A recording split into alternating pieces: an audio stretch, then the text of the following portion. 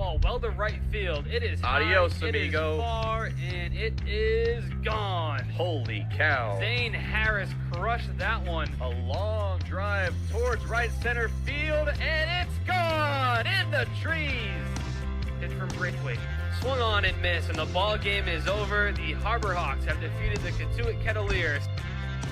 That one is a good long drive towards left field, and gone! Good evening, ladies and gentlemen. Welcome inside the broadcast booth at McKean Park. Austin DeCouta and Lincoln Revill here with you on the Harbor Hawks Baseball Network, which should be a fun matchup ahead between the Chatham Anglers, who are visiting tonight, as the Harbor Hawks get ready to attempt to snap this mini losing skid they're in Lincoln, coming off a 7-1 loss last night as they played host to the YD Red Sox. Yeah, last night a couple good things to take away from that game last night, but definitely a lot of ways to learn and get better from taking away from last night, and also some ways to get better against Chatham, where our last game against the Anglers resulted in only one hit for the team, so definitely some improvement to be made there, but I'm looking forward to an exciting game tonight. Yeah, Seth Halverson will get the ball tonight for the Harbor Hawks. Lincoln Halverson had a little bit of a rough outing last time out, but he was impressive all the way back on opening day in Bourne. What are you looking for from the right-hander tonight? Yeah, we've seen some very good things from Halverson so far tonight. This season, we've seen some things that could do with some improving as well. But overall, I'm looking for some really strong pitching from him tonight. Hopefully, we'll see him more than 3 innings. We've seen him a couple of times with 3 innings, but we'll see. Hopefully, we can see him with a couple more under his belt tonight. And we'll see the debut tonight from Clark Elliott, an outfielder from Michigan. That's going to be a much-needed improvement to the team. Elliott's going to help the outfielders. We only have 3 on the roster besides Elliott. So Dominic Johnson, Caden Rose, and Mitchell Hardigan very happy to get some outfield help because maybe they'll get a day off in the mix. But Elliott should definitely help improve this team, and he's batting leadoff tonight, Lincoln. What does the addition of Elliott mean to this Harbor Hawk team? Yeah, it's a little different. It's very different not seeing Kyle Ball in the starting lineup tonight. We have Rose at short for the first time in quite a while tonight, and as you said, that addition with Elliott being in center field tonight for the Harbor Hawks is just a really good breather for the 3 outfielders that we had coming into tonight's game. So I'm looking for some big things from the Michigan player tonight. It should be an exciting matchup here at McKean Park. The Harbor Hawks take on the Chatham Anglers. First pitch at 6 p.m. We'll be back after the national anthem on the Harbor Hawks Baseball Network.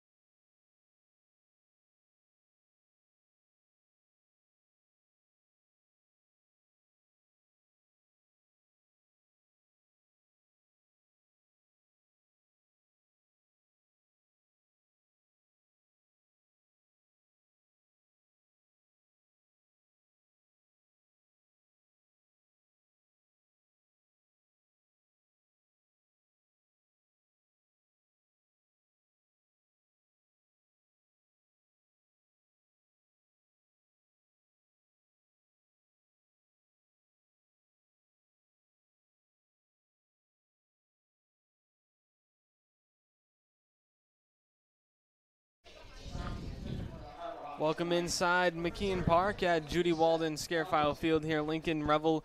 We have a really good matchup ahead. Seth Halverson on the mound getting ready to start things off for Hyannis as the Anglers come to town in Chatham. And Hyannis are not unfamiliar with each other. We met before a couple weeks ago. That was in Chatham, a 4-0 loss for Hyannis as they were one hit in that ball game. But we're hoping tonight will be a different story. Yeah, definitely. And so far we've improved. I'd say that we've definitely found some places to improve quite a bit since our last time in Chatham. And I'm looking forward to a big game here from both teams, but especially for our home team, the Harbor Hawks. And Lincoln, let's take a look at tonight's starting lineups first with the visiting Chatham Anglers. Who is in the lineup tonight? Yeah, so first off for the Anglers, we're going to start off with Danny Soretti as he's going to be playing third base. Caden Trinkle following him in center field. Lyle Miller-Green, who had a huge game against the Harbor Hawks in Chatham, reached base 4 times and had that key home run that started the scoring for the Anglers in that last game. He'll be playing in a 3-hole, and he'll be in left field, followed by Maxwell Romero, the DH. Matthew Hogan, the third baseman, or the right fielder, actually will be batting 5th, followed by Andrew Benefield at first base. Dominic Temez, the catcher, will be batting in the 7-hole. Joshua Rivera following him, and Matthew Garcia will be bringing up the rear in the 9-hole. He'll be playing at second base, and Adam Tulloch will be on the mound for the Anglers here tonight. And Tulloch, an impressive pitcher to this point during the season, Lincoln, and he's yet to walk a batter through 7 innings, so the Harbor Hawks may have a tough time against Tulloch. And taking a look quickly at the Harbor Hawks starting lineup, we'll take a look at who's in the field defensively for the Harbor Hawks, as it's Luke Mann at third, Caden Rose at short, Mariano Ricciardi at second, Zane Harris at first, Caleb Pendleton behind the plate for Seth Halverson, who's on the hill. Left field, Mitchell Hardigan. Center field, Clark Elliott. And in right field, Dominic Johnson, as Seth Halverson toes the rubber for the 3rd time this season and starts us off with a ball on the outside part of the plate. Soretti hitless on the season. He's only appeared 1 time and has not registered an at-bat so far. Ended up walking in 1 at-bat. Soretti gets the start at the leadoff spot today, playing third base as he swings and fouls that one back. 1-2 the count. Lincoln, we mentioned the Harbor Hawks had a little bit of a rough night last night defensively. 7 errors as a team, and only 1 run that came across of the 7 were earned runs. So for the pitching staff, they've been better as of late. You know, it's a little bit encouraging to see them only allowing 1 earned run, but unfortunately the errors came back to hurt them. Yeah, in games past, it's been the pitching that's been struggling a bit, and the defense that's been really good. But the past few games, last night especially, the pitching did pretty well, and the defense just couldn't back up the pitching that we had last night. Hopefully tonight is a different story for Hyannis. The 2-2 to the leadoff man, Soretti.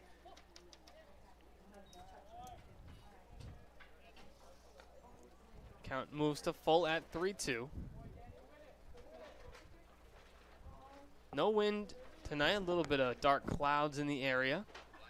The flag is still in right center. The 3-2 from Halverson. The ball is hit to left field. It's hanging up long enough for Hardigan to make a play, and he makes the catch for out number 1.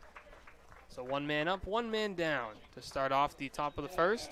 A well-hit ball for Soretti to start us off here tonight, and it went a little bit of Oppo Taco action. But a good job there from Hardigan, only having to move a few steps to make that grab. A good first out. That brings up Caden Trinkle, the center fielder from Oklahoma State, former teammates with Harbor Hawks right fielder Dominic Johnson. He'll be moving on to Kansas State. Trinkle played 52 games, started 50 at Oklahoma State with 5 homers, hit .268, and drove in 34 runs, as he's got an even count here at 1-1 with 1 away in the inning. It's Trinkle with Miller Green on deck. No Caden Grice here in the lineup, a guy who had a nice game against Hyannis. That one's grounded to second. Ricciardi makes the play for out number 2. And Seth Halverson's looking much better here tonight as he retires the first 2 batters he faces. Yeah, great start from Halverson so far tonight, and a good play there from Ricciardi at second base. Nice clean pickup into a nice clean throw. A good play overall. And as you mentioned, Austin, it's a very still day in Hyannis. Weather currently at 66 degrees, wind out of the south at 8 miles an hour with 82% humidity, a humid day here. Count 1-0 now to Miller Green. Miller Green announced on Twitter that he's joining Oklahoma State in the fall. An impressive coaching staff over at Oklahoma State, including Matt Holliday and Robin Ventura, two former Major League Baseball players, and get to learn from some of the best hitters of their generations. Matt Holliday, a former All-Star. Robin Ventura had a long, successful career as well. So Miller Green excited to get going at Oklahoma State. He's ahead on Halverson 2-0. The pitch called strike, 2-1 the count. Yeah, Miller Green in that last game against Chatham, as I mentioned earlier on, had a key night. Reached base all 4 times, had 3 walks, but that one hit that he had, he ended 1 for 1. That one hit was very important, as that was a 2-run home run back in the 4th inning that ended up starting off the scoring for Chatham. That led them to a 4-0 win. Count 3-1 to Miller Green. Another good attendance night here, Lincoln, at McKeon Park. And we mentioned last night the Harbor Hawks had came in at 2nd in attendance in the Cape Cod Baseball League. Yeah, averaging, well, last night I believe we had over 2,000 people last night. We're averaging about 1,700 per game so far. And yeah, we're the second in the league for most attendance. The full count pitch. Misses for ball 4. It's a 2-out walk to the 3-hitter Miller Green. Maxwell Romero gets ready to dig in, the designated hitter. Romero from Vanderbilt. Played 21 games, hit 4 homers, 14 RBI. Yeah, Romero actually just joined the team, I believe it was Friday or Saturday. He took BP for the first time after the conclusion of the World Series. Lots of new additions around the Cape League, Lincoln, as some players head off to Team USA. Some players, like Harbor Hawks former catcher Adam Hackenberg, getting ready for the MLB draft, doing some private workouts around the country. And so the rosters will be changing the next couple of weeks. Miller Green gets a lead at first. Halverson, with a long pause, he comes home.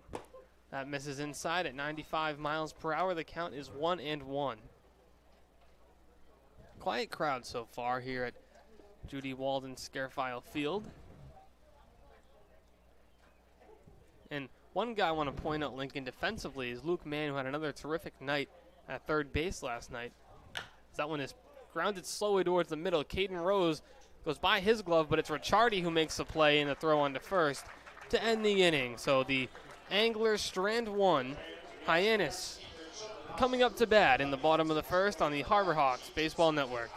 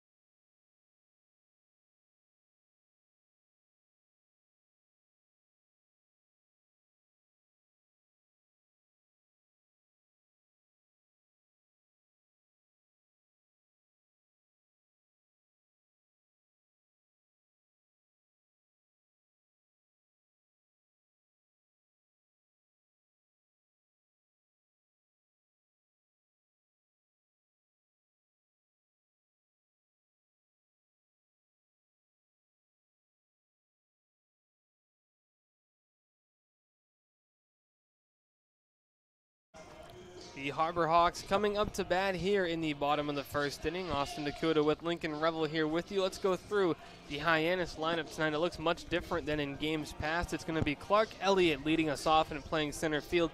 Elliott just joined the team yesterday and took batting practice for the first time. Excited to see what he brings to the table out of the leadoff spot. Caden Rose in the 2-hole today. He was your typical leadoff man, and Rose makes his first start of the season at shortstop. Zane Harris at first base today, batting third. Marcos Pujols, the designated hitter in the cleanup spot. Batting fifth, the catcher, Caleb Pendleton. Batting sixth, Mitchell Hardigan, the left fielder. Batting 7, Luke Mann, the third baseman. Batting 8, Dominic Johnson, the right fielder. And batting 9, Mariano Ricciardi. And he'll be at second base tonight. And as you just saw, Seth Halverson on the mound for the Harbor Hawks as he had a nice, effective first inning of work. So now here comes the debut of Clark Elliott. His first at-bat of the summer here in the Cape League. His first career at-bat in the Cape Cod Baseball League as well. As Elliott comes to us from Michigan. He's from Chicago, Illinois. Big Cubs fan. He takes the first pitch from Adam Tulloch for a ball. And Tulloch has been sensational this season for the Anglers as Elliott swings and grounds that one to second. Picked up on a hop. The throw to first by Garcia is in time for out number 1. Nice routine play there from Garcia over at second. And I just want to say from Elliott, a good way to sort of get a feel for it. He's aggressive at the plate. I love that. In batting practice, we saw a lot of power from him. And so just a good, even though he didn't get on base, it was a good start to his season here, and just looking forward to some big things from him. And I'll bring up Caden Rose, the shortstop for today. 50 on the season, 4 RBI, 6 walks, and 3 stolen bases. He does have a 375 OBP. He was doing his job in the leadoff spot, trying to get him in the 2-hole to kind of get him and Elliott on the going together link, and that'd be nice to see 2 guys in the top 2 spots getting on base. Yeah, we've seen a lot of that action from Rose, and then Kyle Ball, who's not in the starting lineup. He ended 0 for 4 last night, so they're giving him a break and putting Elliott in there for his debut. A little bit of an unusual look with Elliott starting in and Ball not in the lineup, but a good break and a good chance here. Adam Tulloch making his 3rd appearance on the season.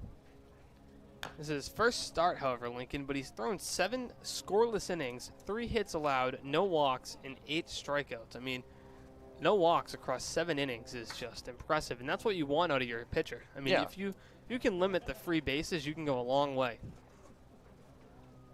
Yeah, being consistent in the zone, a huge advantage for pitchers, especially for Tulloch. Full count here to Caden Rose, so in danger of walking the first man of the season.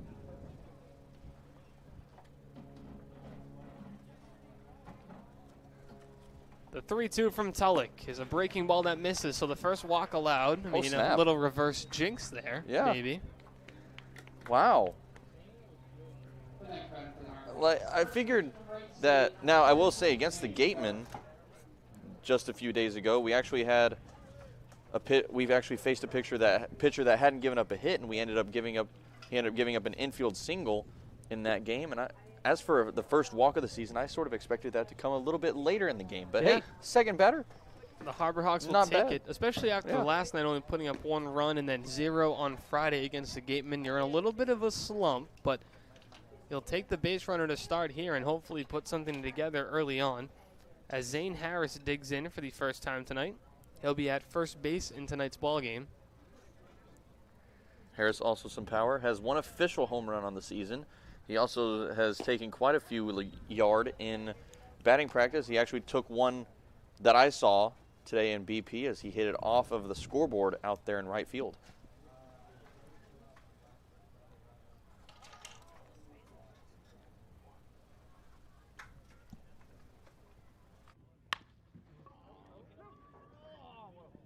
That went up the middle, and it's picked up by Garcia. The flip on to Rivera at short in time for out number 1. So Harris reaches on the fielder's choice. A good decision there as they just took the play, flipped it up to second instead of trying to get the play over at first, where you get the lead runner, really. That'll bring up Marcos Pujols, the DH tonight for the Harbor Hawks, was also in the lineup last night. He did have a single in that game, a long single at that. He loves the right field area at McKeon Park. First pitch to Pujols is a 94-mile-per-hour fastball that misses outside for ball 1. The outfield shades Pujols pretty deep, especially in right field, as the right field is about 10 steps in front of the warning track. The 1-0 from Tulloch. And he's a fastball in on the hand, and Pujols takes a big swing but comes up empty, 1-1 the count. Oh, he got that inside fastball. He was right on time with it, too, but his bat just went a little underneath it. Oh, that was almost a huge hit for Pujols right out of the gate. He's been swinging a hot bat as of late. The 1-1, a breaking pitch that misses up high for ball 2. 2-1 the count. Tulloch with a good differential between the fastball and breaking ball. You've seen him hit 94 on the fastball. That breaking pitch at 81 definitely can throw off your timing and balance at the plate. The 2-1. Another fastball, and Pujols is just behind it. 2-2 the count. Oh, Pujols with some hefty swings here, and every time he swings, there's a little bit of a spark that that's hoping that he'll just take it yard like he's done before, and just a huge, the sound that comes off of his bat is just amazing. The 2-2 is a called strike 3, so the inning is over. Tulloch walks his first batter of the year, but the Harbor Hawks don't end up getting anything out of it as they strand one. We head to the top of the second in just a moment, but first we're going to check in with our sideline reporter, Taylor Farmer, who had a new segment called Meet the Hawks Mondays that aired earlier today. We'll take a look at the Meet the Hawks Mondays Episode 1. Monday, it's Meet the Hawks Monday, where we'll find out your Harbor Hawks players' favorite MLB teams. My name is Kyle Ball. I'm an infielder, and my favorite baseball player is Xander Bogaerts. All Red Sox. Trey Brassley, right-handed pitcher. Max Scherzer. My name is Nolan Crisp, right-handed pitcher from the University of Georgia. My favorite MLB player is Aroldis Chapman. Hi, my name is Dominic Johnson. I play the outfield. My favorite player is Bo Bichette. I'm Marc Ricciardi, and my favorite player is Jose Altuve. Passed it to me. My name's Hunter Dula. I'm a pitcher, and favorite MLB player is Jake Arrieta. My name is Zane Harris. I play first base. My favorite player is Jose Ramirez. That's all for this week's Meet the Hawks Monday. Tune back in next week for another episode. Here at McKeon Park, Taylor Farmer. Thank you very much, Taylor, for that great interview. You can also check that out on YouTube if you missed any bits of it. It's on our Harbor Hawk YouTube page. We'll be back for the top of the second in just a moment from McKeon Park.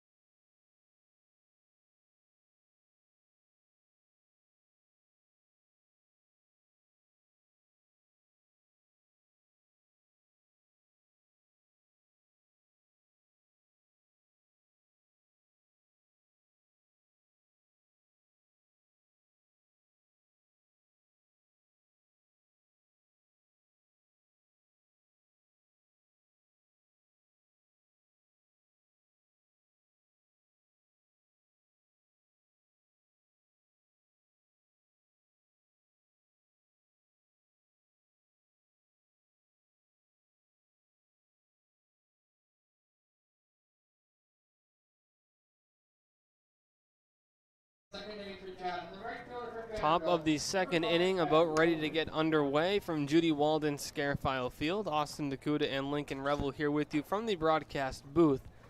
As we're still scoreless after one, no hits, runs, or errors between both teams. Each pitcher has issued one walk. Seth Halverson back on the hill here for his second inning of work. Retired the first two batters that he faced, allowed a walk and then got another ground out to end the inning. As the first pitch there to Matthew Hogan is a ball, 1-0, 95 on the fastball. Lincoln, if there's one thing with Halverson that's been consistent, it's been his velocity through 3 starts. He's been around and at 95 in all his starts. Yeah, you love to see that velocity coming out of your starting pitcher. Mid-90s as that fastball came in at 95. Some very good balls there from Halverson. The 2-0, ball 3 there. Is that one? It's just a hair outside. The lights are on a little early here at McKeon as the dark clouds in the area have covered up the sun here in Hyannis. If you're just joining us, Austin DeCouta and Lincoln Revill here with you as the Harbor Hawks and Chatham Anglers are tied at 0 as it's a leadoff walk on 4 pitches to Matthew Hogan. So he'll head on down to first, which brings up Andrew Benefield. The first baseman, Benefield, standing at 6'5". From Dallas Baptist, a Louisville transfer. Started 55 games in the spring, hit .280, .371 on base percentage with 9 homers, 41 RBI, and 8 stolen bases. Kind of the complete package is Benefield. The first pitch that he sees tonight is a called strike at the knees, 0-1. Dallas Baptist, a very respectable baseball program, and also it's actually my sister's alma mater, so Yeah. big at bat here.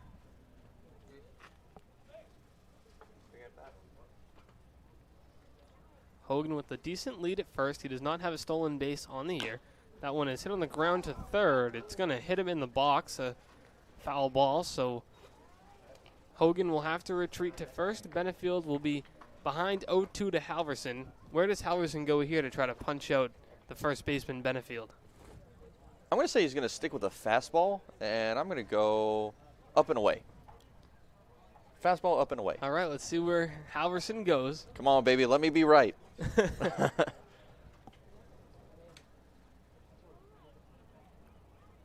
Halverson comes set, long pause. Pickoff move to first. Diving back safely is Hogan. Pendleton behind the plate tonight for Hyannis. It was Dylan Post last night. The two catchers have been flipping the last couple of games as Adam Hackenberg no longer with the Harbor Hawks. Halverson comes set. The 0-2. Ground ball foul down the third base line off towards the Harbor Hawk dugout. I was wrong in all 3 parts of that pitch. Breaking ball, inside, and low. All opposites. 79 miles per hour, a 16 mile different from the fastball. Oof. It's very tough to hit that. I think that might be the biggest difference we've seen all season long. 16 miles an hour. The 0-2 can't connect on the fastball. 97 as Halverson reached back and got something extra on that one for out number 1. Big pitch. Yeah, a huge pitch coming in from there. And that might be the fastest pitch we've seen from Halverson's. 97 miles an hour, not far from the fastest Harbor Hawks pitcher that we've seen in Baker. But a great pitch there to get him out. The fastest in the league this year was Reggie Crawford on the Bourne Braves at 101 miles per hour. As that one is grounded back to Halverson. He's not going to go to second. He'll just flip on to first for out number 2. It's probably a smart play there rather than trying to turn and fire it to second base. So he retires Tamez on the first pitch he sees. Yeah, a good decision there from Halverson, not throwing it over to second base. He probably wouldn't have had enough time to get it over to second in time. So just a good decision from him, getting the sure out at first base. And if you're the Harbor Hawks, to keep these runs from getting across, that's really what you want to do, is look for the sure outs and just get outs as efficiently as you can. That'll bring up Josh Rivera, the shortstop. Rivera from Avon Park, Florida. Also attends Florida State. Ball in the dirt, the throw by Pendleton to third. Pulls man off the bag. But luckily there's Caden Rose to back it up. So the runner moves up 90 feet on a pitch in the dirt. Hogan now 90 feet away from breaking the scoreless ball game in the top of the second. Rivera with a 1-0 count. We have seen Rivera before. He was in the lineup just a couple weeks ago when the Harbor Hawks hit the road to Chatham for a night game that saw Lincoln a couple thousand people in attendance. Yeah, that was a huge attendance there at Chatham in a beautiful ballpark, I might add. Just overall a great experience, a great atmosphere there in Chatham. Veterans Field. Halverson goes from the windup here with a runner on third. The 2-0. Fouled off. It just bounces behind the plate for strike 1. Hogan has an opportunity to get a big lead here at third base with Halverson going from the windup, so a pass ball. And that could be a run pretty easily for the Anglers. Yeah, we have seen the bounce that comes from that backstop, so it'll be interesting if a ball does get past to see what exactly happens. Runner starts and stops at third. The breaking ball is fouled off. 2-2 the count evens up. Good pitch by Halverson in on the hands. Yeah, and a good swing there coming in from Rivera. I thought he'd whiff on that pitch, but he ends up bringing his hands down a bit and making contact and fouling it off. A good at-bat here. Tough pitch to hit. He's able to stay alive. 2-2 the count.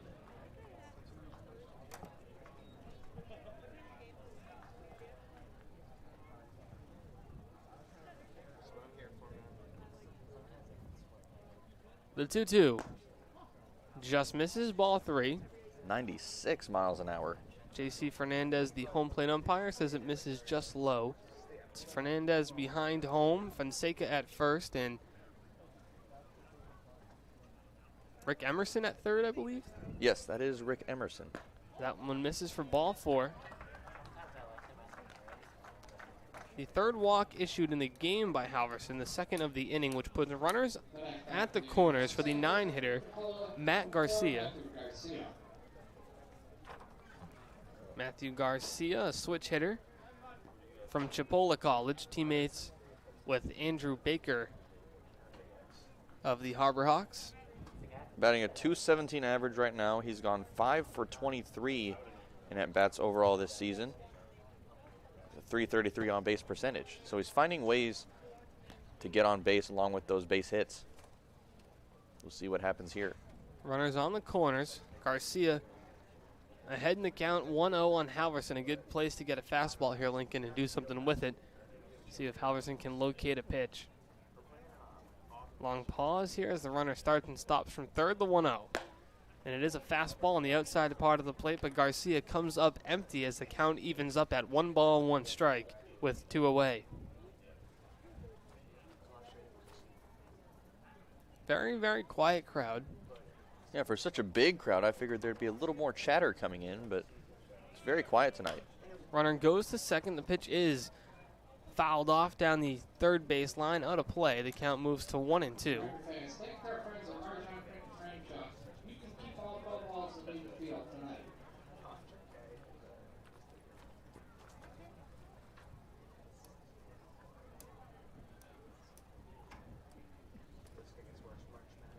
Big pitch up coming from Halverson. The count 1-2. The pitch misses for a ball. Pendleton pumps his throw to second. They'll just let Rivera move up there to second base as the count is 2-2. Yeah, good decision not to throw there. That was a great jump by Rivera over at first as he's now on second. But with that breaking ball coming in low and making Pendleton reach for it, I don't think he would have gotten the throw there in time. The 2-2 from Halverson. Line drive, base hit up the middle. Hogan scores. They're waving Rivera. He's going to come around safely. It's a 2 RBI single from Matt Garcia, and the Anglers have an early 2-0 lead. Good piece of hitting there from Garcia, taking that one right back up the middle. And a good effort from Halverson. There wasn't much he could do. He just stuck his bare hand out there trying to just glove that one, so-called, with his bare hand. It would have been painful, but it went underneath instead. A good piece of hitting, and now the Anglers are up 2-0.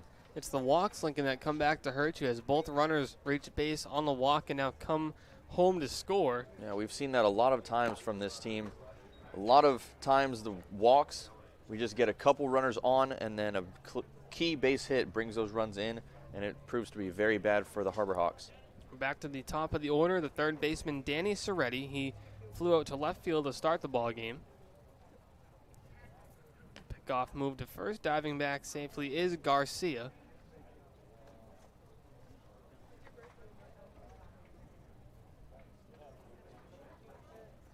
Garcia does not have a stolen base on the year. He is going to go on the pitch as that one is tapped in front of home plate. It's going to get foul as Pendleton picks it up, and the count moves to 0-2 to the leadoff man, Soretti.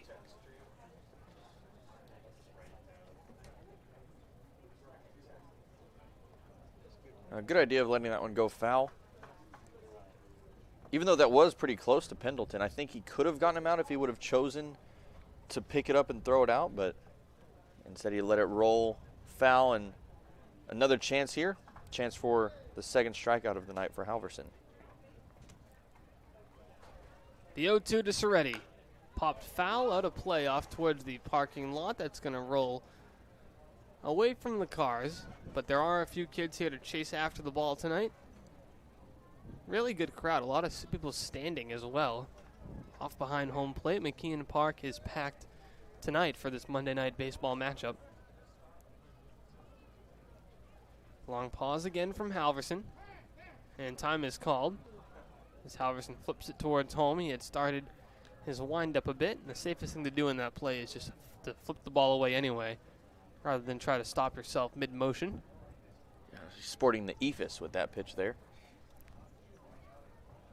Zach Greinke might have the best in baseball. The 0-2 from Halverson is grounded into the hold to short where Caden Rose had left to go cover second base as the runner moves up to third on the hit and run. It's a single for Soretti, which moves Garcia to third. So runners on the corners once again for the Anglers with still 2 away.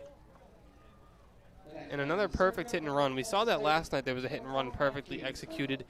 Similar thing right there as Rose goes to cover the bag, and I mean, Soretti just puts it right where Rose was standing. Yeah, that would have been a routine play if the runner didn't choose to steal there, but instead it turns into a very prosperous play for the Anglers. And that one is lined to left field for a base hit for Trenkle. Scores Garcia, and the throw to second is not in time. Ricciardi had the ball, but Trenkle swims around the tag, so it's a RBI double for Caden Trenkle, which puts runners on second and third and expands the Anglers' lead to 3-0.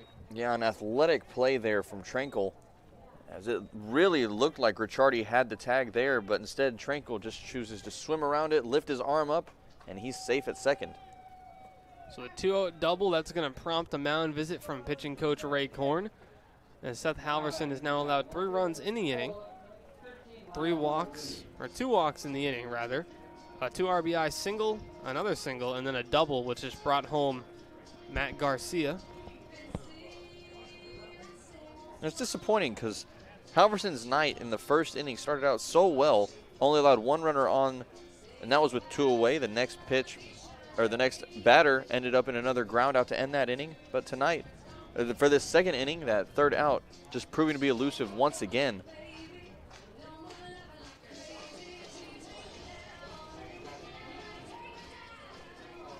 Back to the 3 spot, which brings up Lyle Miller-Green,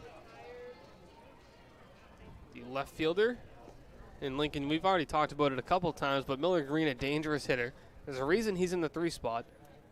We've seen him hit a 2-run home run against the Harbor Hawks earlier in the season. He would love to replicate that performance tonight.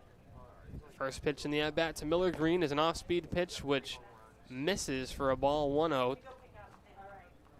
Yeah, Miller-Green sporting a 205 average, but his on-base percentage is standing at .326 right now. He's walked out of 5 at-bats against 5 appearances, I'll say, against the Harbor Hawks. He's walked 4 times, and the one time he didn't walk ended up in a 2-run home run. He's ahead in the count, 2-0 to Halverson, as there is action in the Harbor Hawk bullpen. It's like a left-hander beginning to get loose. There are multiple pitchers available tonight for the Harbor Hawks, both from right-handed and left-handed side, as that one misses for a ball, 3-0.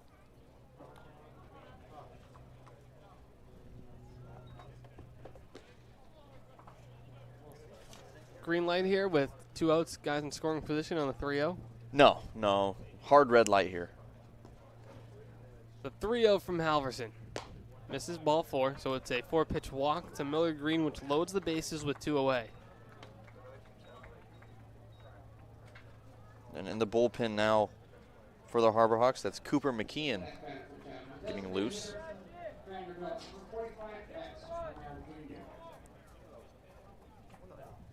Maxwell Romero getting ready to dig in here. He grounded out to second. Now his last inning in the top of the first. First pitch to Romero is hit well to left field. Hardigan is back on it, a few steps in front of the warning track, makes the catch. To end the inning, the Anglers get 3 home. Harbor Hawks are trailing 3 on the Harbor Hawks Baseball Network.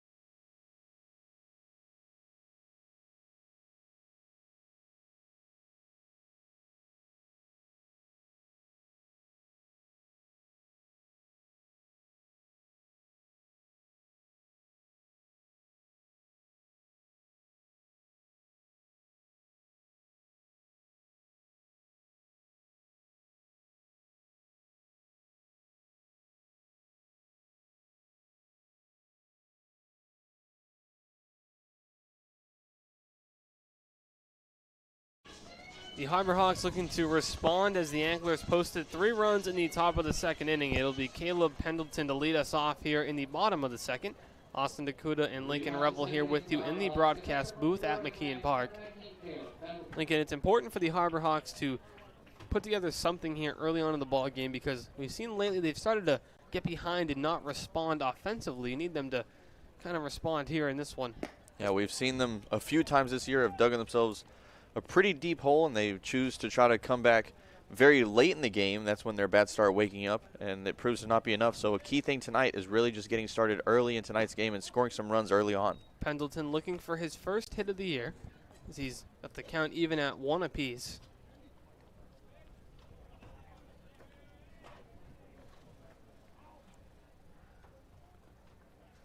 The 1-1 to Pendleton, misses for a ball, 2-1 the count, 92 miles per hour on the fastball.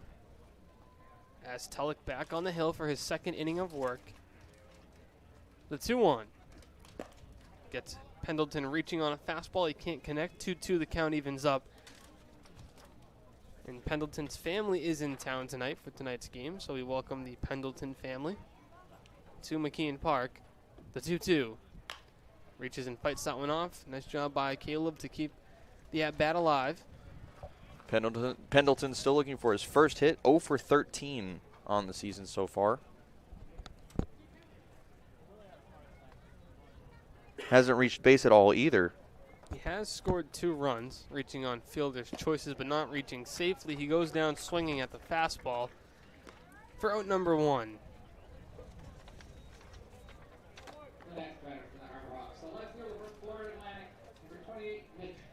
Mitch Hardigan due up now. Hardigan didn't have a single in last night's losing effort. It's been a mainstay of the Harbor Hawk lineup to this point. Getting starts in left and right field. The first pitch of the night to Hardigan's a called strike at the knees, 0-1. Have Taylor's microphone ready if Bailey's coming up. Count 0-2 to Mitch Hardigan. We need the mic. The 0-2 to Hardigan. Fouled off, and that's going to get a piece of the home plate umpire, Fernandez. He's all right. Takes it off the shoulder.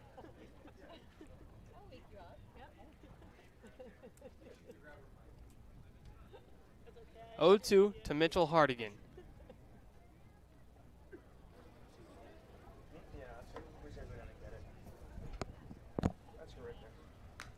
Again, Hardigan fouls off a fastball. Good at bat by Mitchell Hardigan, staying alive, continuing to fight off some tough fastballs on the hand.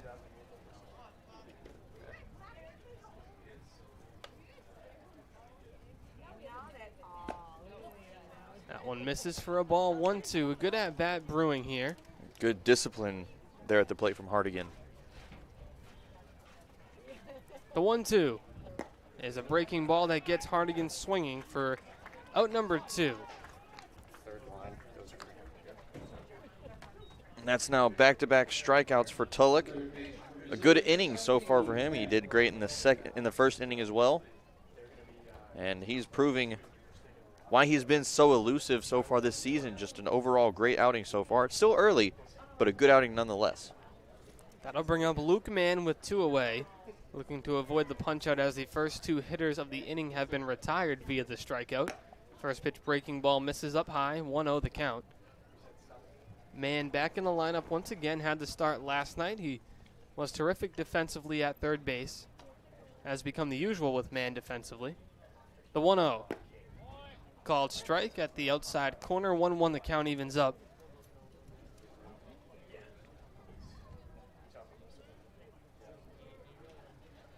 Count evens up at 1-1 to Luke Mann. Wind-up and the pitch from Tulloch, same spot, but just a bit outside this time, 2-1. He loves that outside pitch there, Lincoln. Tries to locate the fastball. Yeah, we've seen a couple of times this season that outside corner a little hard to hit, but tonight it seems pretty open as it's been called a couple of times. The 2-1. Breaking ball, called strike. The count evens up at 2-2. He's got a good fastball at 93, the breaking pitch at about 80. Keeping the Harbor Hawk hitters off balance. The 2-2. popped up off the top of the netting behind home. The count will hold where it is with 2-2 and 2 away. Austin, you know what time it is. Lincoln has his lucky hat as with 2-2 counts when Hyannis is up and 2 away here. The lucky hat shake the 2-2 and man goes down swinging. So Tulloch strikes out the side in order. We head to the top of the third. A's leading 3-0 on the Harbor Hawks Baseball Network.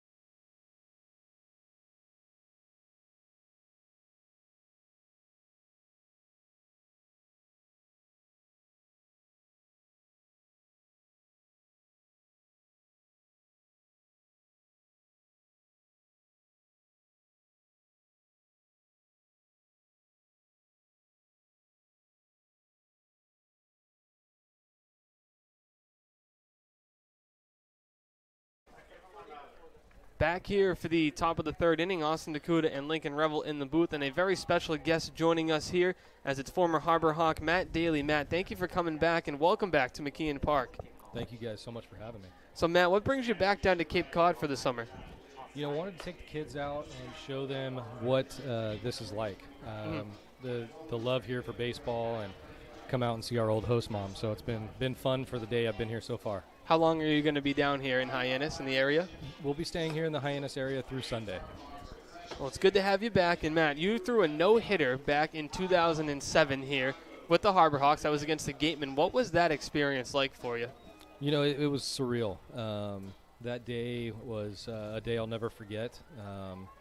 It still has, great memories for me. And it was just fun. The group of guys that we were with and how it all came together was just absolutely perfect. And what was going through your mind the final couple innings in that no-hitter? You know, you had to have been aware that you hadn't allowed a hit at that point as the first pitch of the inning goes off Halverson and reaching base safely to lead off the inning. What was going through your mind, as you're nearing the last couple of outs? You know, that last inning, last couple outs, honestly, it was adrenaline. Was it? The adrenaline just keeps you going. You're enjoying it out there. You're having fun, and just doing your best you can to keep throwing strikes and stay ahead. And I'm sure that's a memory that's going to last a lifetime, obviously, and something that I'm sure you've told your kids about. They've seen it. Do they have video back then of that?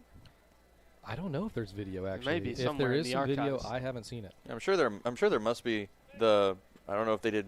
I don't know how they did the broadcast back in 2007, but I'm sure there's a live stream somewhere on that probably. And we have all our games now up on YouTube for most of the teams in the league, so you can catch up on all the action around the Cape League. Brings up Andrew Benefield with the runner on second is Hogan.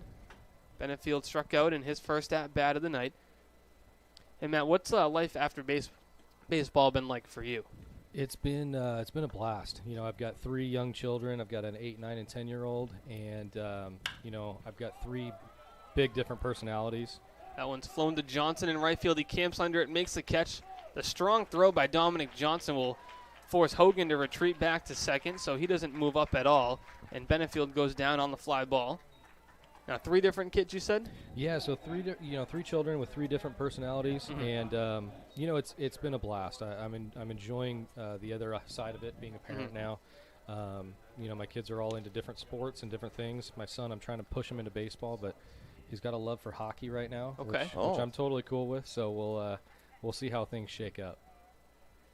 Gets to see some good baseball tonight as the Harbor Hawks and Anglers doing battle. Hyannis trailing 3-0 here in the top of the third. If you're just joining us, Austin DeCouta, Lincoln Revill in the booth with Matt Daly, former Harbor Hawk pitcher.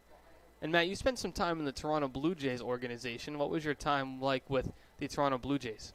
It was a lot of fun. I got to meet guys from, all walks of life, all parts of the country and world. It was a blast. It was a really good time, and I watch these guys here, and I know there's so many guys that are going to have that same opportunity. And there's so many talents in this league and different personalities. Everybody seems to have a different set of skills that they bring to the table, which helps to bring the team together. And you have a guy like Caden Rose, the Harbor Hawks shortstop, who spent most of the season so far in center field, but has enough versatility to come in and play short tonight. And how important is versatility? Because it seems like baseball as a whole is just changing constantly. You have guys now who play 5 positions, and a few years ago, I remember 10 years ago, it was kind of, you didn't see multiple positions out of the same guy. Maybe one guy, played second or short, but now it seems like guys can play 5 positions. And how important is that versatility now? It's incredibly important. Seeing the versatility in this game has really changed this game. I mean, tell me the last time you remember a guy that was playing, a position and pitching like the Angels guy does. It's right. It's incredible to see. There's so many guys out there that had those talents, but as far as when I was growing up and myself watching the game and being around the game, we didn't have that. Mm-hmm. Coaches would limit you to, hey, this is your position. This is where you're best, and they didn't allow that versatility. So I think it's going to help the game grow immensely. Halverson with the count even at 2-2 to Temez. The throw to third is not in time, so Hogan grabs a stolen base as he moves 90 feet away with a full count on Temez, the catcher. 1 away in the inning.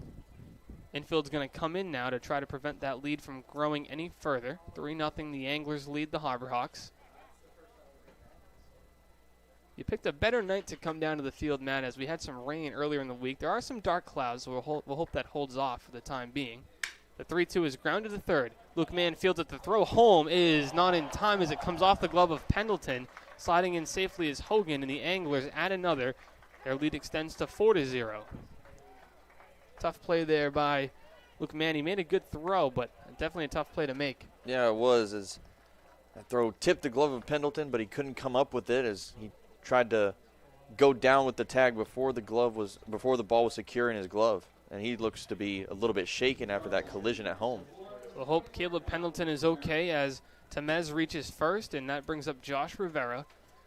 Now, we mentioned versatility and how growing up that a lot of guys, in your generation didn't do multiple things. Did you ever have pitch limits or pitch counts growing up similar to what we see now? Because a lot of guys only go 4 or 5 innings, but I know your no-hitter was obviously 9 innings, so I don't know if we see too many guys go that long. How different was it for you back then? It's interesting. I see the pitch limits and different things there. I mean, we definitely had them in college, and it was kind of a different scenario, a different basis there. That I threw, I think, 122 pitches on my no-hitter to game, if I'm not mistaken. And, they limit guys. And, I've always been a strong believer in, if their mechanics are looking good and they're in a correct position where there's not going to be an injury, let them go, let them build that strength.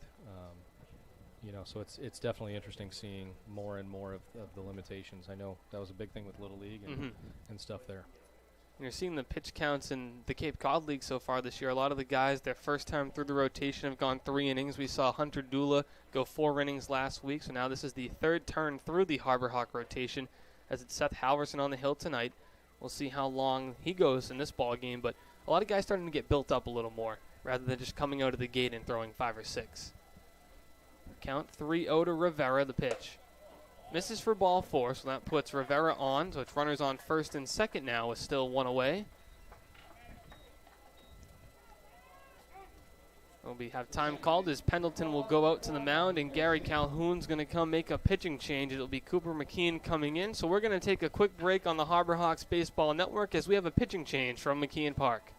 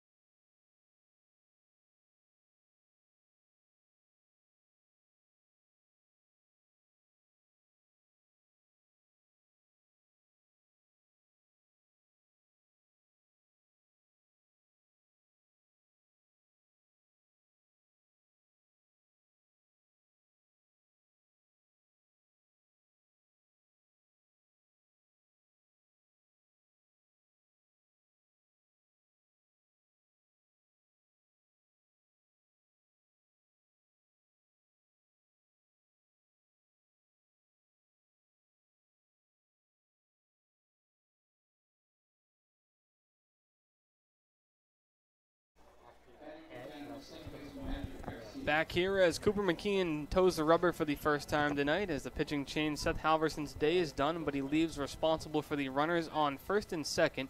Harbor Hawks trailing 4-0. 4 runs, 4 hits for the Anglers. Austin DeCouta, Lincoln Revill with special guest Matt Daly in the booth. Matt, a former Harbor Hawks pitcher. The no-hitter back in 2007, back in town for the week as he gets to enjoy some Harbor Hawks baseball. Matt, not an ideal start for Hyannis, but definitely some time to turn things around here. Definitely early. We've seen Lincoln, we've seen the Harbor Hawks get behind early a couple times this season, but in both their wins, they were able to put together a couple innings where they had 4 runs to, cut the deficit or take the lead. So we'll see if they can piece together something tonight. It's Cooper McKeon on the mound. The count 1-1 with 1 away. And Matt, we were talking a little bit about pitch count, and we just saw obviously Seth Halverson taken out here in the third. And your 122 pitch no-hitter, and that's got to be the most pitches we've seen in a long time here at McKeon Park, as there's a lot of pitch limits. And what's your opinion kind of on the pitch limits, and what's your advice to young pitchers trying to build their way up? The pitch limits, I feel like it kind of varies with levels. Mm-hmm. Some of your younger kids, I can understand some of the pitch limits, or maybe limiting an off-speed pitch that's maybe not putting them in a good position with their arm slot or not being taught properly. When it comes to guys in college and things like this, I think you hit the nail on the head with what are they going to do once they get back to college, and that coach expects them to get into the 90s or 100 pitches, but they're limited at 65 here per se. So I think it's definitely an interesting thing to think about. As Garcia swings and fouls that one off to the Anglers bullpen. The count 1-2 on the second baseman. Garcia singled back in the top of the second, drove home 2 runs on that single. Part of a 3-run second inning for the Anglers. And what pitches did you throw during that no-hitter? What was your pitch mix back in the day? Yeah, so it was a fastball, changeup, and slider. Mm-hmm. A lot of guys on this team with a fastball, changeup, slider mix. Jalen Nowlin, who went 4 innings yesterday, those are the 3 he throws.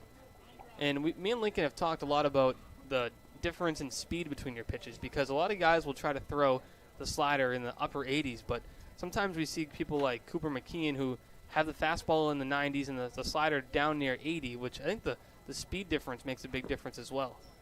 It definitely does. As long as they got that tight spin and you're not able to see it out of the hand, I think that speed variance can work in your favor to have 10 off, or some guys with the hard sliders are throwing that to make it look as much as a fastball as they can and then drop off the plate as soon as it gets right there. Definitely a tough pitch to hit, and a lot of left-handed hitters have had trouble in this league on left-handed pitching. We've seen a good bulk of left-handed hitters in both the Harbor Hawk lineup, especially DeCouta, as McKeon drops in a breaking ball for called strike 3, so a big out number 2 for Hyannis. Runners on first and second still, 1 run home in the inning. That'll bring up Danny Soretti, the leadoff man. He's 1 for 2 on the night with a single and a flyout. Now, Matt, I actually had a quick question for you real quick. We know the no-hitter probably the most significant highlight of your time with the Harbor Hawks, but do you have any other significant memories from playing with Hyannis that you can come up with off the top of your head? Honestly, I was asking right when I got here, I said, hey, I haven't heard any stories, or I don't know what happened with the Greek. So Nick Simez was just one of the guys that just was awesome. Loved him to death. He was so cool. And so thinking about him, when I got here, and I was fortunate I had just the greatest host mom you could ever imagine. Mm-hmm. But being on the Cape there's nothing like it. There's nothing like this place. From a baseball standpoint, just the way that people treat you here, just all the memories there, just awesome. Love this place. And how important is a host family for these players in the summer? Because a lot of people might forget these are guys, some coming across the country to play here, and they're 2.5 months away from their family. So those host families play a major role. Oh, it's a huge role, huge. I think it's a blessing to have the opportunity to stay with these families that are welcoming you in and helping feed you and take care of you in that regard. And it's pretty cool that there's that many families out there that are willing and wanting to host these players and enjoy that aspect of bringing someone strange in your home. Keene gets Seretti fishing at a ball in the dirt. The count moves to 1-2, and the schedule down here can be a little grueling at times for players. 6 games a week we're seeing this season with 1 off day mixed in. What do you remember about the daily schedule and the travel schedule down here in Cape Cod? You know, my wife asked me about that earlier, and I didn't remember the traveling schedule really that well. I think we were on like a school bus, if I'm not mistaken. Mm-hmm. Everything's, fairly close by, but I remember coming to the field and prepping the field, getting ready for the games, and whatever it might have been, a workout or running or whatever routine that you needed on that any given day. When I was here, there wasn't lights. Oh, really? So we were a little earlier. So we didn't play night games here. So this is pretty cool seeing the lights here. And now Katuitt, Brewster, and Yarmouth still don't have lights, so they play at 5 p.m. first pitch. Did you like pitching some of the ballparks? I'm sure during your time you made some appearances at night. Did you like pitching better during the day or at night? I always loved nighttime better. That was my favorite time to play. As Rose makes the play, throws on to first to end the inning. Well, Matt, thank you very much for your contributions to Hyannis, and welcome back, and thank you for joining us in the booth, and we hope you enjoy your week on Cape Cod. Thank you so much for having me. Appreciate you guys. Absolutely. We'll be back for the bottom of the third on the Harbor Hawks Baseball Network.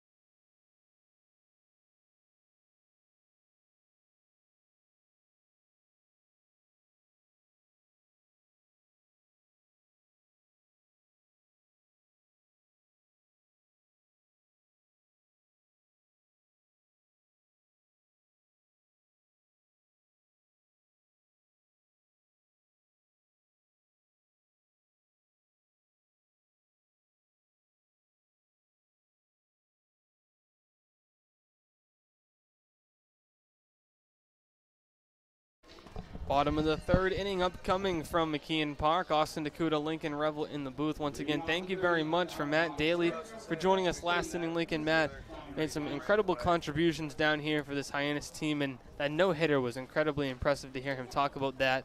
122 pitches, something you don't see that anymore. Yeah, definitely not, and especially not this season. It was just really cool to be able to have a Harbor Hawk alumni here in the booth with us tonight. As Dominic Johnson pops up the first pitch he sees tonight to first for out number 1. That's going to bring up Mariano Ricciardi as Hyannis still searches for their first hit. A routine play there from Benefield over at first. He just had to back up just a tad to make that play, and good out overall as the Harbor Hawks still looking for that first hit. Mariano Ricciardi digs in.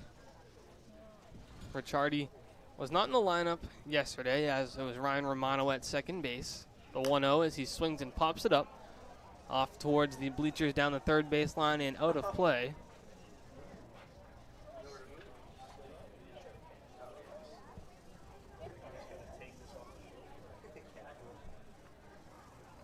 (1-1) to Mariano Ricciardi, 1 away. As Tulloch's back on the mound for his third inning of work. That pitch on the outside part of the plate misses for a ball, 2-1 the count. The clouds are definitely intimidating out there, as the dark gray ones have now covered Judy Walden's Scarefile Field, as that misses as well for a ball, 3-1. Yeah, pregame, I was actually thinking to myself about how nice it was to have the sun out, almost no clouds in the sky before the game. As we can tell, that has changed very fast. Ricciardi hits that one well to left field. Miller Green's under it to make the catch for out number 2. 2 up, 2 down here in the bottom of the third. It's now 6 straight retired for Tulloch, and just a overall, very good outing from him so far. Back to the top of the order for Hyannis as Clark Elliott digs in for the second time, making his Cape Cod debut tonight as he grounded out to second. That was back in inning number 1. First pitch to Elliott is swung on and popped up. Back behind the plate, drifting off towards the scouts' bleachers, or out of play. Heads up. Heads up.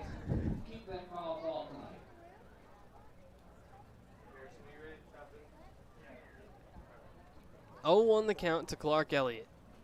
Tulloch has been effective and in the zone as he fires a fastball that just misses outside, and even the ones he's missing on Lincoln are just about one baseball off the plate, even if that. Yeah, he's really efficient and can find that strike zone very easily. He's only walked one person so far tonight, the first walk of his season. It's a very good outing from him.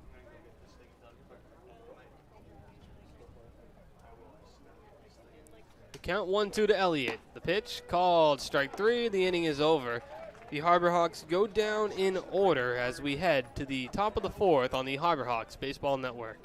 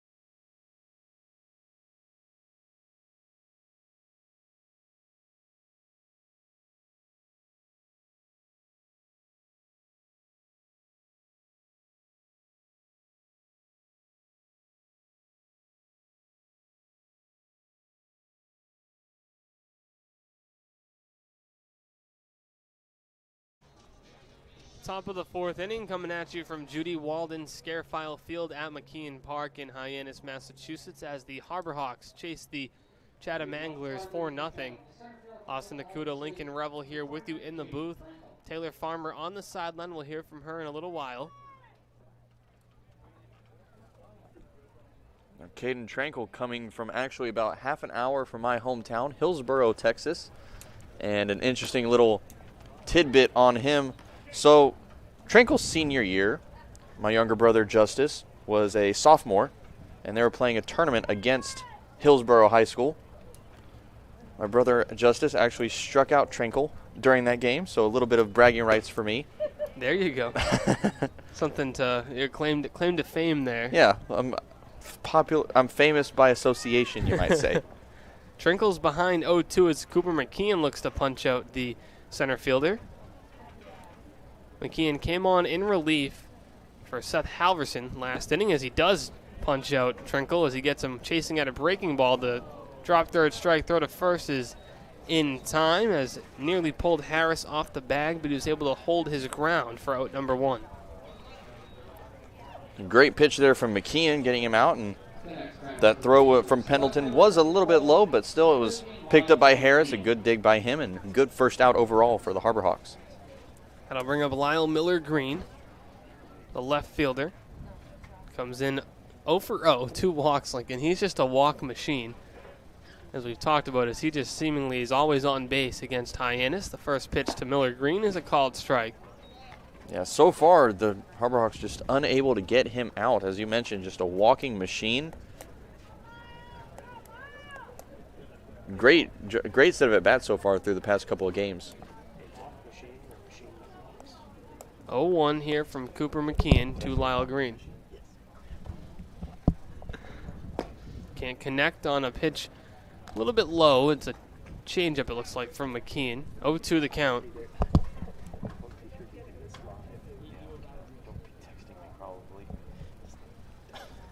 Miller Green behind in the count, 0-2. With one away, McKeon looking to punch out back-to-back batters here to start the fourth. The 0-2, that sails a bit and goes past Pendleton to the backstop. 1-2 the count. McKeon definitely a lively personality. He's made a couple appearances in Taylor Farmer's interviews from the sideline, as well as a couple different segments we run on our Harbor Hawk YouTube page, so definitely check that out in your spare time. Definitely worth the watch, some entertaining content. The 1-2. He gets Miller Green fishing, and Pendleton will have to throw to first again, this time a little bit more on target as it's out number 2. Back-to-back punch-outs for McKeon, and he's got that strikeout pitch working, Lincoln. The breaking ball looks good from up here. It does, and that was the first time the Harbor Hawks have managed to get Miller Green out this season, as he's reached base every time he's been at bat so far. So a great first out, but second out of the inning, first out from Miller Green there. That'll bring up Romero, the designated hitter. He's 0 for 2 to this point with a ground out and a fly out. There is action in the Hyannis bullpen as a right-hander begins to get loose. Count 1-0 to Romero. McKeon takes a deep breath and comes home. He fires a fastball, a called strike on the outside corner that Romero didn't approve of, as he turns and kind of shakes his head a bit. The count 1-1 to the left-handed hitting DH. On the mound, warming up actually, is Tommy McCullum. The 1-1 from McKeon. He gets him to chase a fastball. 1-2 as McKeon's got great stuff working here, Lincoln, in this top of the fourth. Yeah, he struggled. Had a little bit of trouble in that third inning of play, but he's really made a comeback here so far in this fourth. The 1-2. Breaking pitch, tapped foul down the first base line.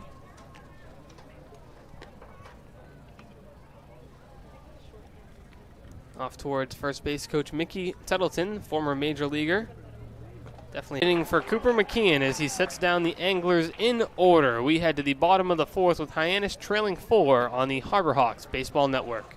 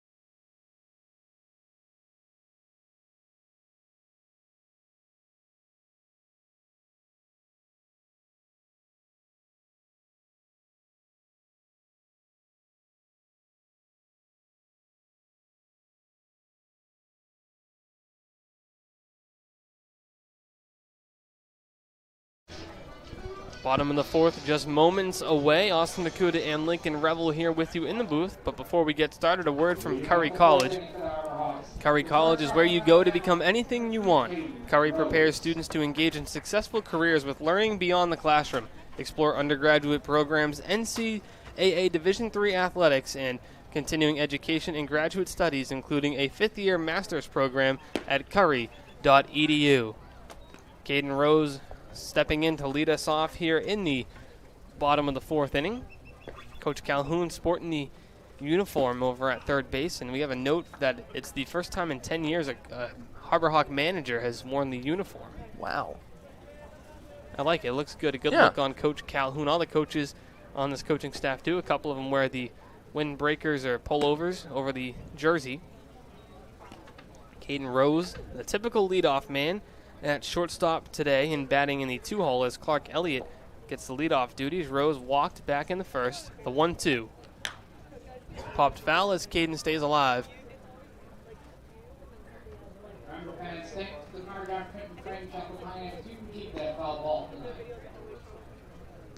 1-2 the count to Rose.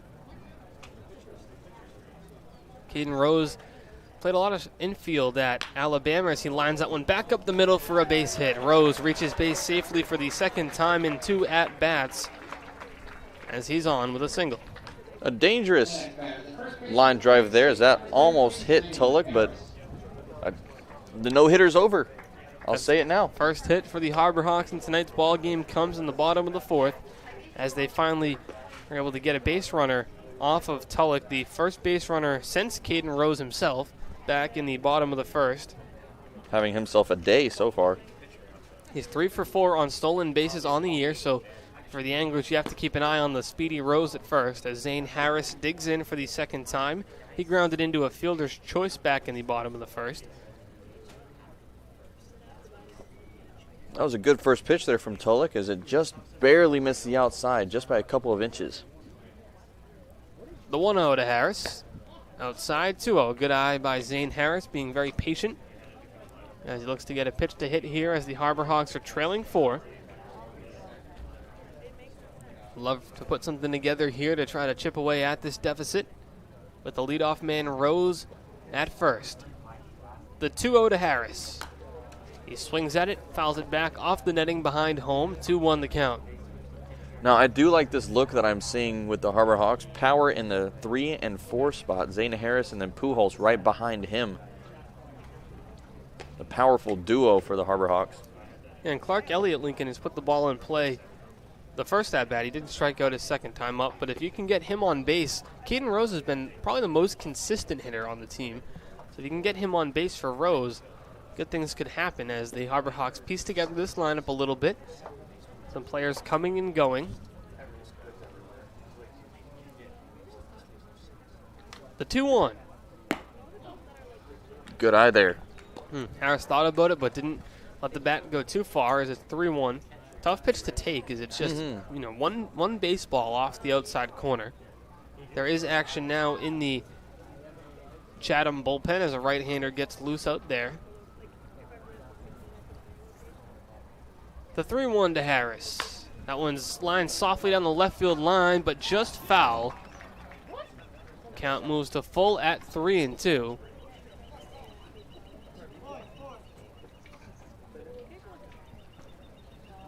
And that would have been really good as that was almost blooped over the head of Soretti. And that would have been quite a trek from Miller Green, a chance for Rose to extend a couple of bases if that would have dropped fair, but instead just a little too far to the left. Pickoff move to first. Rose is back in standing.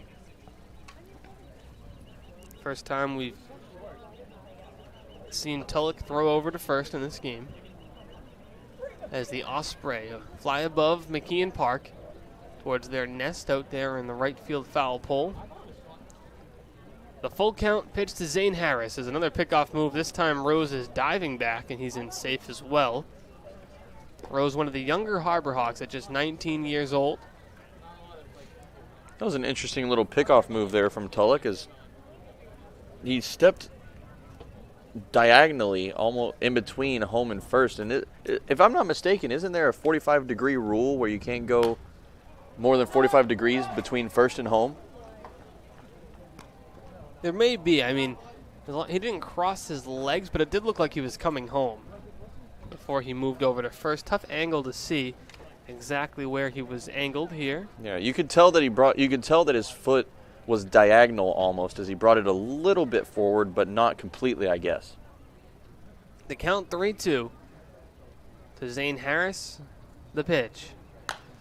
Fouled off again. Zane Harris putting up a good at-bat here.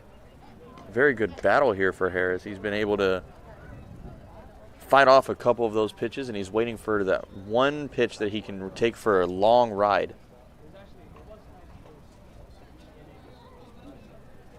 Three-two the count. The wind pretty still, not much movement on the flag, occasionally a little gust of a breeze. Rose on first. He's singled to lead off this bottom of the fourth. If you're just joining us, Austin DeCouta and Lincoln Revill here with you in the booth as the Harbor Hawks trail the Chatham Anglers by a score of 4-0. The full count pitch misses, ball 4. Good at bat by Zane Harris as he draws a walk. So now the Harbor Hawks have the first 2 men on here to start the bottom of the fourth, which brings up Marcos Pujols.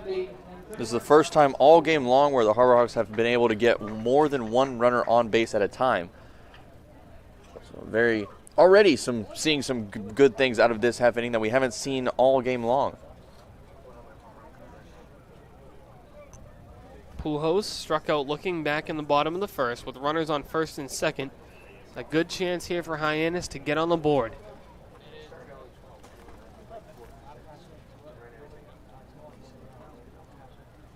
Long pause from Tulloch. He comes home. The first pitch to Pujols misses for a ball, 1-0. Having a little bit of trouble with his command here. Tulloch came into the game with 7 scoreless innings and also did not allow a walk in those 7 innings. He has walked 2 tonight, allowed just 1 hit, and that's going to prompt a mound visit here. We'll see if this is going to signal for a pitching change, or with Pujols being a left-handed hitter, you think they would let Tulloch probably finish this at bat at least, as a right-hander is warming up as he just sailed one past the catcher down towards Pujols. Yeah, this isn't really time to take Tulloch out, I wouldn't say. Runners on first and second, yes, but you have a 4-run lead. Still not really anything to worry about from here. I'd say let him finish the inning if he can. But if Pujols ends up finding base, then it might be time to take him out. He's behind 1-0 to Marcos Pujols. Pujols hitting .226 on the year coming into the game. He's the team leader in RBI with 5. And the 1 homer, that pitch called strike on the outside corner, 1-1 the count. Took a little bit off the fastball, but still was able to find the zone. 89 miles per hour. 1-1 the count to Marcos Pujols. Looking to put the ball in play here with runners on first and second and nobody out. The 1-1 home. Misses for a ball. Tried to frame it there, but just couldn't get the call. It's a good call. Some umpires might give that to you. But it did miss, and it's 2-1 to Pujols. It wasn't a very far of a miss, just a little bit too far over to that left corner. The 2-1 to Pujols. He hits that one well to left field. That's going to fall for a base hit. Calhoun will hold Rose at third. That's a good call, as that one was a pretty solid throw from Miller Green. So that loads the bases, and the Harbor Hawks have brought the tying run to the plate in Caleb Pendleton. Great piece of hitting there from Pujols. A hard hit, opposite field line drive that went over the head of Rivera. And a great piece of hitting there, and almost a good chance for the Harbor Hawks there as Rose was rounding third base, but thankfully he was stopped by manager Gary Calhoun. Being a hard hit line drive, that got to Miller Green in no time. And if Rose would have chosen to go home, I feel like that would not have gone well for the Harbor Hawks. That brings up Caleb Pendleton. He's looking for that first hit of the year, and what a time it would be. He swings at an off-speed pitch, 0-1 to the catcher. He was right on time for that pitch. Just missed it a little bit as it went a little bit underneath. It's Pendleton, Hardigan, man. Now really, just a base hit here would be monumental. Nobody out. That one's in the dirt. The runners will retreat. Very good chance here for the Harbor Hawks. Rose on third base after singling to lead off the inning. Harris on second. He drew a walk. Marcos Pujols on first. And remember, Caleb Pendleton is familiar to Grand Slams. His first 2 collegiate at-bats were both Grand Slams in the same inning. So, Lincoln, he's not somebody that shies away from bases-loaded scenarios. No, definitely not. And he's really the man, judging from those 2 games, from those 2 at-bats, really the man that I would choose to be in this situation. Even though he is hitless, we know that he can do it. He doesn't really – I feel like he doesn't feel pressure from the bases being loaded, and he can really take the ball far if you give him a chance to. 1-2 the count. Long pause from Tulloch, looking to work himself out of danger. The pitch is foul-tipped, hung on to by the catcher, Tamez, for out number 1 as Pendleton goes down. Well, we almost saw a piece of hitting from him as he tipped that ball. He got a piece of it, but he just couldn't get enough to take it anywhere. Here comes Mitchell Hardigan, 1 out in the inning. Bases still loaded. Hardigan struck out swinging back in the second. First pitch from Tulloch is a breaking ball that misses for a ball, 1-0 the count. Fernandez does not like the pitch above the letters, or around the letters. He's kind of shying away from calling the high pitch a strike. The 1-0. Finds the outside corner. The count moves to 1-1. I think we've seen that pitch called a ball once or twice this game, but then I guess it just found that little bit of black on the outside corner. Hardigan came into the game batting 184. He does have 1 RBI as he swings and says hello to Luke Mann in the on-deck circle. He sends it his way, but thankfully it misses Luke. 1-2 the count.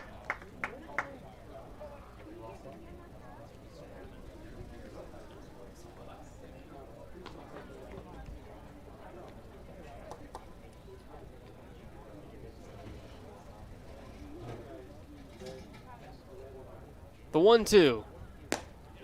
That misses for a ball. Tough pitch to take, but good choice by Hardigan to lay off the breaking pitch. 2-2. That was a tempting breaking ball there from Tulloch. Good job there from Hardigan, not swinging at that one. The count 2-2 with 1 away. The pitch to Hardigan.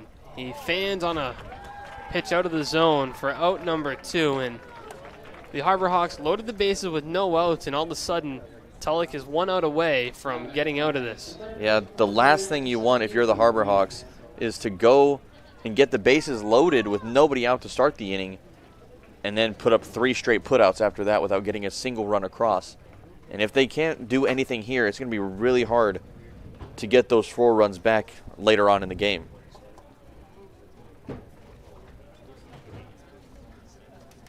Now, the Anglers do have a 4.79 team ERA coming into the game. The Harbor Hawks with a 4.14 team ERA. So you can get some runs, but as the game kind of dwindles away, it's definitely harder, as mathematically it's harder to score with less outs available. As the first pitch to Luke Mann's a called strike, that one was a little bit outside. 0-1 the count to Luke Mann. He went down swinging back in the bottom of the second. The 0-1 pitch. Misses for a ball, 1-1. Good eye there, another tempting pitch. Those high fastballs, some hitters go nuts for them, and they just swing at them all day long, but a good job there, especially from a lot of the Harbor Hawk batters. They seem to be able to not take the bait, so to say. Called strike on the breaking pitch, 1-2, and Tulloch loaded the bases after allowing a single, a walk, and then a single. Has come back and struck out the next 2, and he's 1 strike away from striking out 3 in a row to get himself out of trouble. Deep breath, the 1-2. Fouled straight back off the netting. Luke Mann stays alive and spoils a good fastball.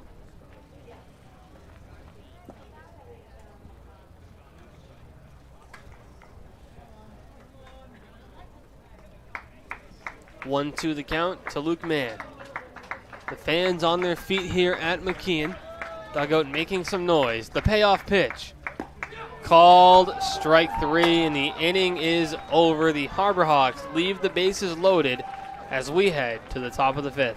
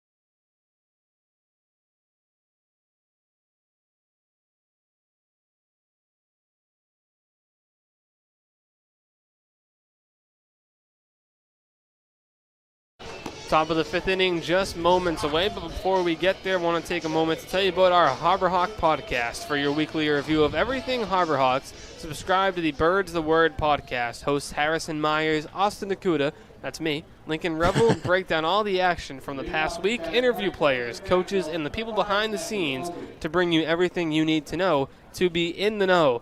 New episodes drop every Friday, so make sure to subscribe on your favorite podcasting app today.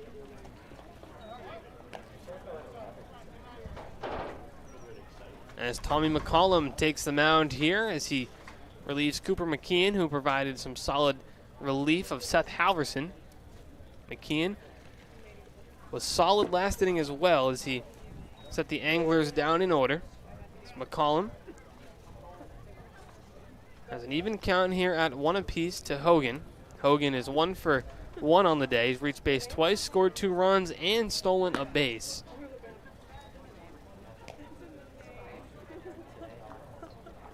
McCollum making his 4th appearance of the season. From Wingate University. The 2-1 popped straight up, high up in the air. Rose seems to be near it. He makes the catch for out number 1.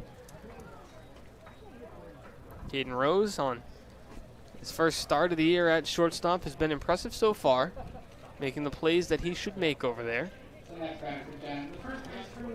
Yeah, and that was that fly ball, though it was a routine play, a lot harder than it looked there. That thing was skyrocketing, and it took quite a while to come down. A great job there from Rose to be able to keep that in his sight. First pitch here to Andrew Benefield. The ball.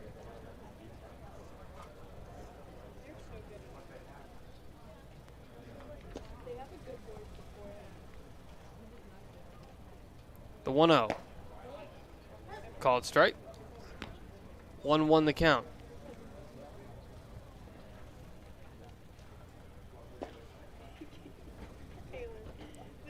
Benefield 0 for 2 tonight. McCollum puts that one in the dirt. 2-1 the count.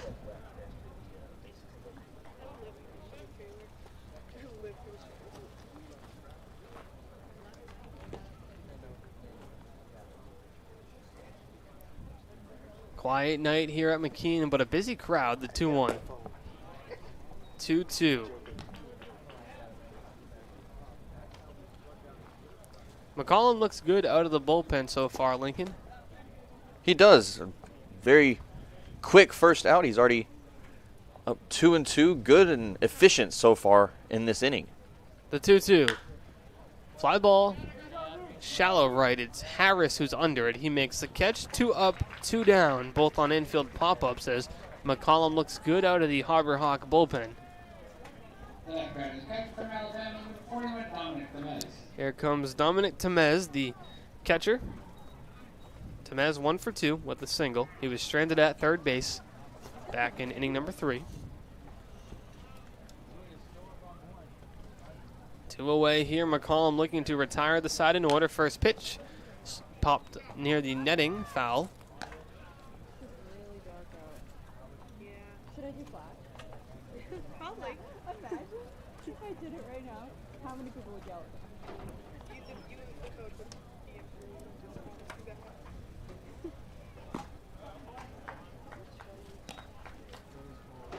in 1-1 the count with 2 away here in inning number 5.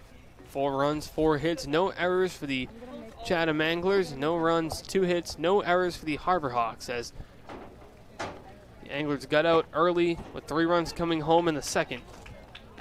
Tommy McCollum ahead 1-2 on Temez. 1-2 with 2 away. McCollum's pitch. Called strike 3. The inning is over. McCollum retires the side in order.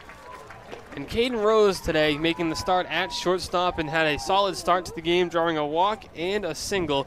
We're going to toss it over to our sideline reporter, Taylor Farmer, who has more on Caden Rose.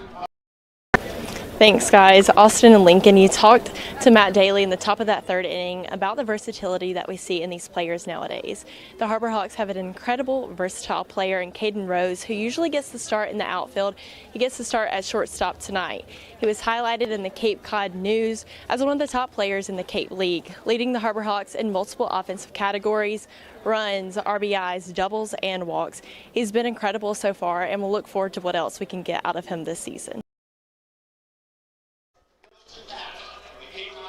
Thank you very much, Taylor. And Caden continues to impress in his first year here in Hyannis.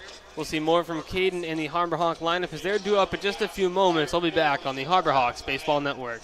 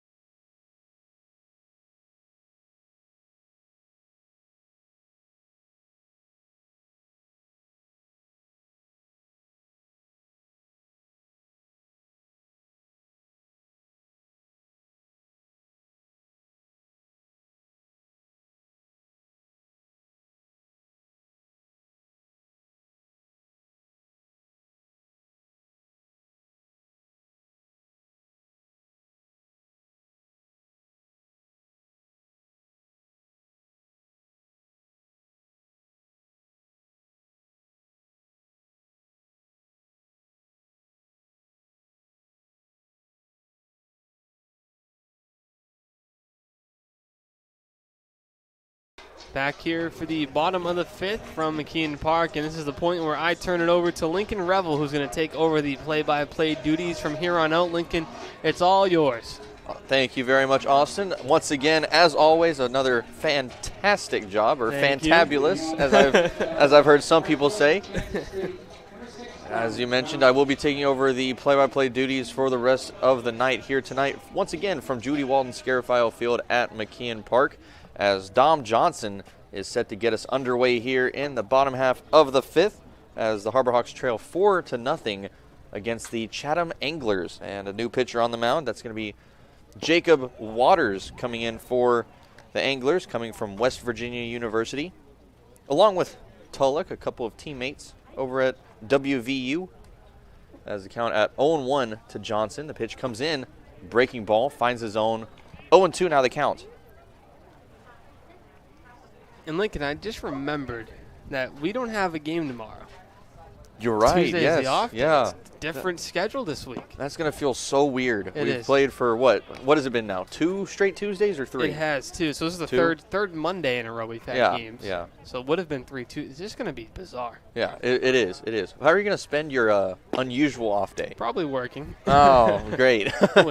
The adult answer. Yep. As Johnson goes down, that is the first strikeout for Waters. As Johnson goes down looking, and that's going to bring up Mariano Ricciardi now. Ricciardi at 0-for-1. He's hitless against the Anglers as he went 0-for-2 whenever we played at Veterans Field, and he's 0-for-1 now with a fly out over to left in his first at-bat back in the third. Now the players are going to get a lot of rest tomorrow. You know, they had a couple days off this week, Thursday off, Friday in Wareham we played, and then we had Saturday off, I believe it was, with the rain out.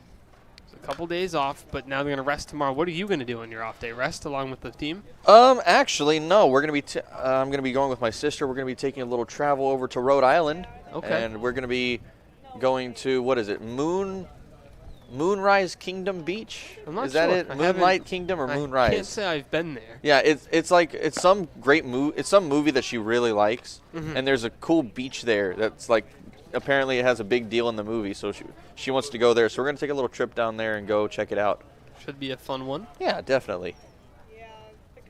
Not as fun as working, though. But oh, yeah, it's a blast. Hit back up the middle. That's going to be picked up by Waters himself. Throw to first is in time. Out number 2 as Ricciardi goes down with that 1-3 put out.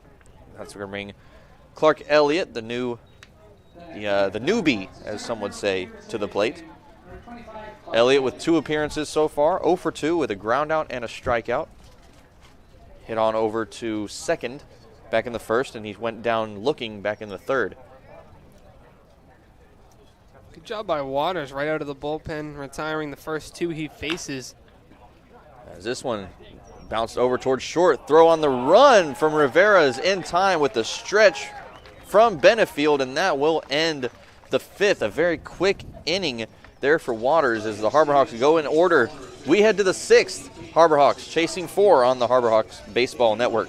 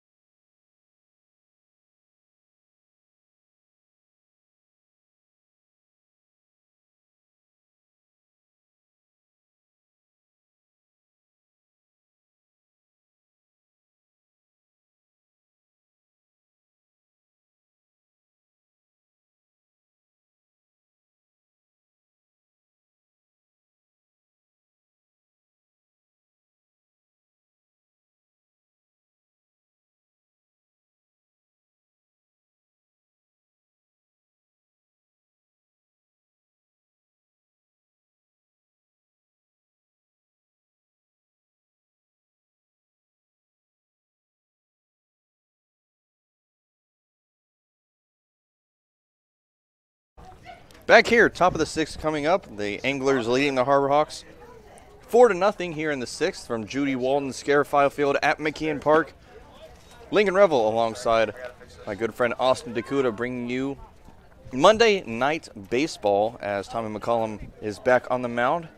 An efficient first inning from him as he sent the Anglers down in order back in the top of the 5th. A flyout from Hogan. Another flyout from Benefield, and then a backwards K from Dominic Tamez. As the count now even at 1-1 to Joshua Rivera. Rivera, 2 appearances, no at-bats as he's walked twice, reached home once, and he lines that one towards right field. That's down for a base hit. Johnson comes up with it, and that is a leadoff base hit for Joshua Rivera. McCollum came with the fastball in on the hands, but not in enough. He was able to get the barrel out and get it on enough of the barrel to shoot it to right center field. Good piece of hitting by Rivera. Just got to try to bury that one on the hands a little bit more if you're McCollum. And the first hit that McCollum has allowed this outing after retiring 3 straight in the 5th. But with nobody out, runner on first, Matthew Garcia is back at the plate. He shows bunt. That one misses down low. Throw from Pendleton is not in time over to first. Beautiful throw from Pendleton. Almost caught Rivera napping at first. And good job by Harris to be alert and get to the bag. Well executed snap throw. Yeah, that's a trait that I feel like a lot of first basemen don't really learn up until really either their junior, senior year of high school or whenever they get into college, really, where they get out to field that ground ball, and then after the pitch comes in, they start retreating back to first just in case. Good job by Harris getting back. All the first basemen, I think, on the Harborhawks do a good job of it, but I do agree. A lot of guys sometimes, forget to cover that bag just in case the catcher wants to fire down. You never want to have your catcher waiting or have a chance where you could pick the guy up and not be there. Yeah, it was something that I learned probably I think I learned it my senior year of high school, actually, where all of a sudden I learned that coming towards first base proved to be a lot more effective on those throwdowns. You play first base? I did a little bit. I was mainly outfield, but I had some experience out at first base, and so every once in a while I'd get a shot out there. There you go. 2 balls and 2 strikes the count. Nobody out to Matthew Garcia. Pitch comes in. Swing and a miss. That is strike 3. That's strikeout number 2 on the night for Tommy McCullum, and there's 1 away here in the 6th. Great pitch by McCollum. He's been effective out of the bullpen so far, and that's an important out number 1. You don't want to have first 2 guys get on safely, so getting that out number 1 is huge here as you try to hold the deficit where it is. You don't want it to grow any further. Now with 1 away, Rivera still remaining on first. He has a good lead over there. Wearing the little so-called oven mitt on his left hand over at first base, that little sliding glove that you see so many players wearing nowadays to avoid hand injuries. 1 ball and no strikes. Pitch coming in from McCullum, misses outside at 90 miles an hour, brings the count even. Now at 1-1. I believe that's actually 2-0 now, actually.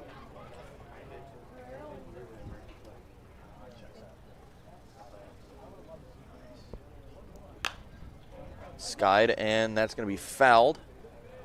Out of play, lands towards the parking lot, heads up. Nobody is injured, and the count becomes, should be 2-1 now.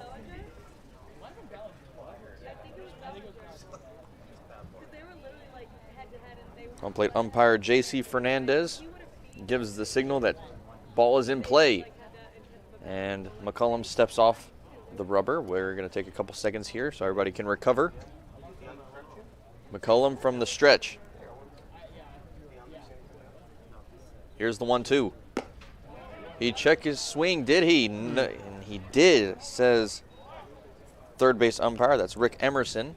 Out there actually between second and third now, but he's the man responsible for second and third base. Really third base mostly. It's a tough pitch there, and hard to tell if he goes around, especially where Emerson's not down the third base line. See if McCollum can do something here. That one's fouled off. Oof. Hit the finger of Pendleton. That's really shaking him up there. Pendleton's taking a couple of hits tonight. He got nailed in a play at home back during the second, that little 3-run inning that the Anglers had, and then now he's taking one off his phalange as he had to shake his hand off, take a little bit of time to stretch it out, get it all back, get feeling back in it, so to say. Looks all right. Hope he stays that way. Count at 2 balls and 2 strikes, 1 away, runner on first. McCullum comes home, runner goes, swing and a miss, strike 3. The throw down is in time. A strikeout throw out from the Harbor Hawks to end the top of the 6th. And we head to the bottom. Harbor Hawks trailing 4-0 on the Harbor Hawks Baseball Network.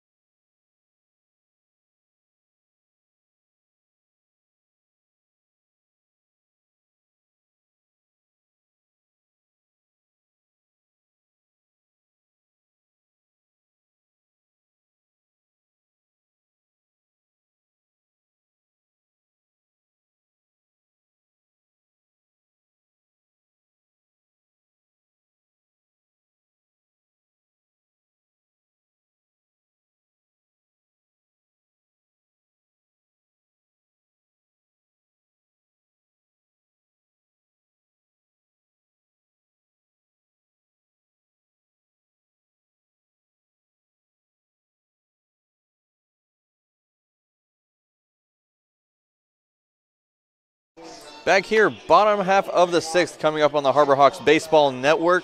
Lincoln Revill alongside Austin DeCouta coming to you from Judy Walden Scarifile Field at McKeon Park. We're just about ready to get underway here with the bottom of the 6th. But first, a quick word from Milton Cat. For sales and rentals of Caterpillar machinery, generators, and marine engines, visit miltoncat.com, your area cat dealer. Milton Cat, the Cape and Islands Caterpillar dealer, is proud to be a sponsor of today's game.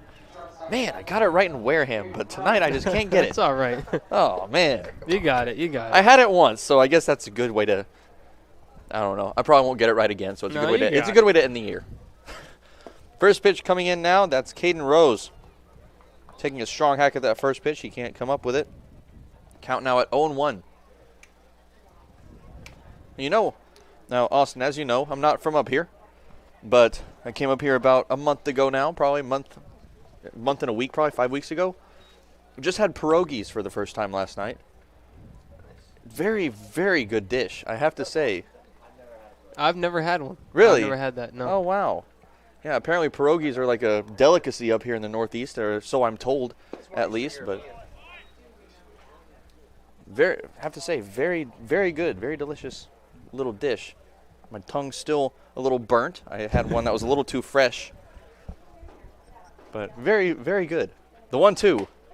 Called strike 3. Rose goes down.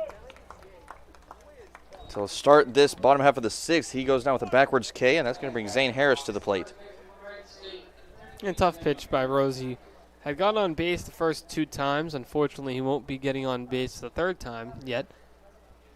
Good pitch, though, from Waters, who's been effective out of the bullpen. Retired the first 4 batters he's faced. Now Zane Harris at the plate as he takes a big hack there. He comes up empty. 0-1 now the count, 1 away. Harris 0 for 1 on the night as he hit into a fielder's choice in the first, so he reached base once. And he's actually reached base twice as he walked in the next at-bat. Part of that little action back in the 4th where the Harbor Hawks loaded the bases with nobody out, and then the next 3 ended up striking out. So very what started out as an eventful 4th inning turned very uneventful not long after. Count at 0-2, misses high. Count now 1 ball and 2 strikes with 1 away.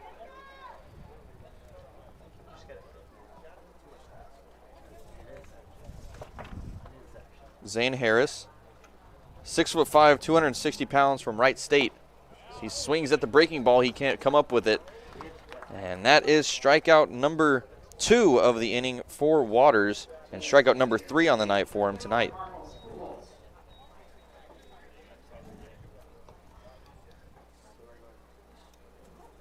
Harris with that was a good swing there from Harris, but that breaking ball just proved to be a little too much for him, as that had a lot of movement there from Waters.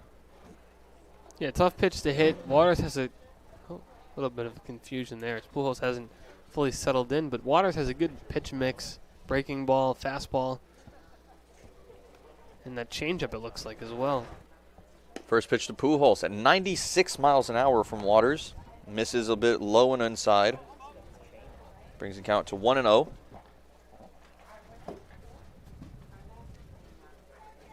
Pujols originally from the Dominican Republic. So he fouls that one.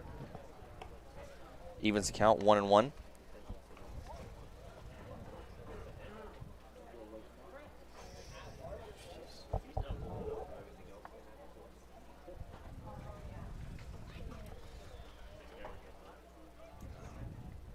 Here's the 1-1 from Waters, up high for ball 2. 98 miles per hour on the fastball. He's got a real effective fastball, but couldn't locate it. Showed you how fast he can throw it. Just got to try to get it in the zone, which for a lot of guys that means taking off a couple miles per hour on the velocity. 2-1 at 96. Evening count at 2 balls, 2 strikes, and 2 outs. And Austin, it's time for that moment that I know everybody on the broadcast loves listening to this. 2 balls, 2 strikes, and 2 outs. The hat is shaken from here in the press box. And time is called. A little bit of confusion there from Waters, but he's back in the windup. Here's the pitch. That misses. Ball 3. A beautiful breaking ball, but it ended up just a bit too high, as that brings the count full. 3 balls and 2 strikes.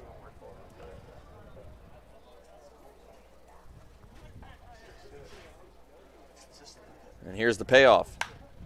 It's lined towards the Harbor Hawk bullpen and fouled. That hits off the very edge of the netting, as we'll go back with the 3-2.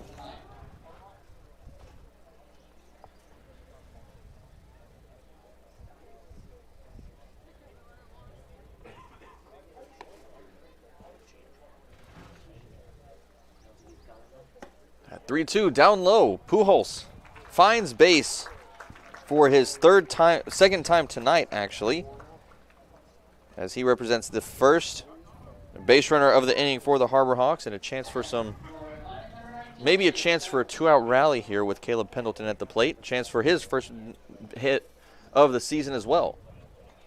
Good at bat by Bullhose, laying off a couple of tough pitches and extends the inning for another batter. Just got to pass it to the next guy. See if you can put some hits together, chip away at this deficit. Now, as we mentioned, Pendleton is 0 for 13 coming into this game as he launches that one over towards short. Throw in is in time to end the 6th inning. Throw from Rivera at short as that ends the 6th.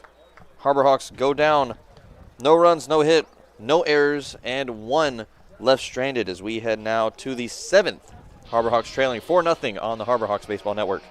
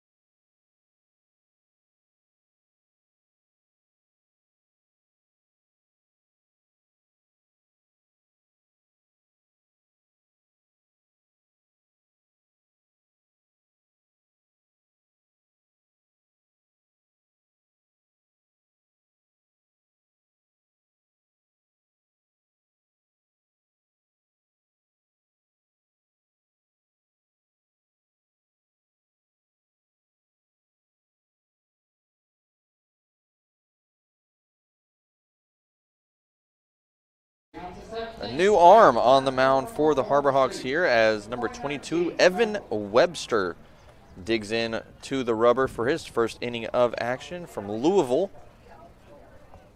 As he's ready to go, he'll face Caden Trenkle to start us off as that first pitch misses up high for ball 1. Hearing some shouts of encouragement from the Anglers crowd as Trenkle is in the left-handed box. The 1-0 is fouled down the third base line. A little bit of inside-out hitting there from Trenkle brings the count even at 1-1. Eerily similar ball game to last time the Anglers and Harbor Hawks met. Harbor Hawks lost that one 4-0, just getting 1 hit. Tonight they're trailing 4-0 with just 2 hits. The hits twice as well. I'd say twice as good for the Harbor Hawks here tonight. Pitch from Webster. Misses on the outside. That 1-2. Evens the count now 2 balls and 2 strikes.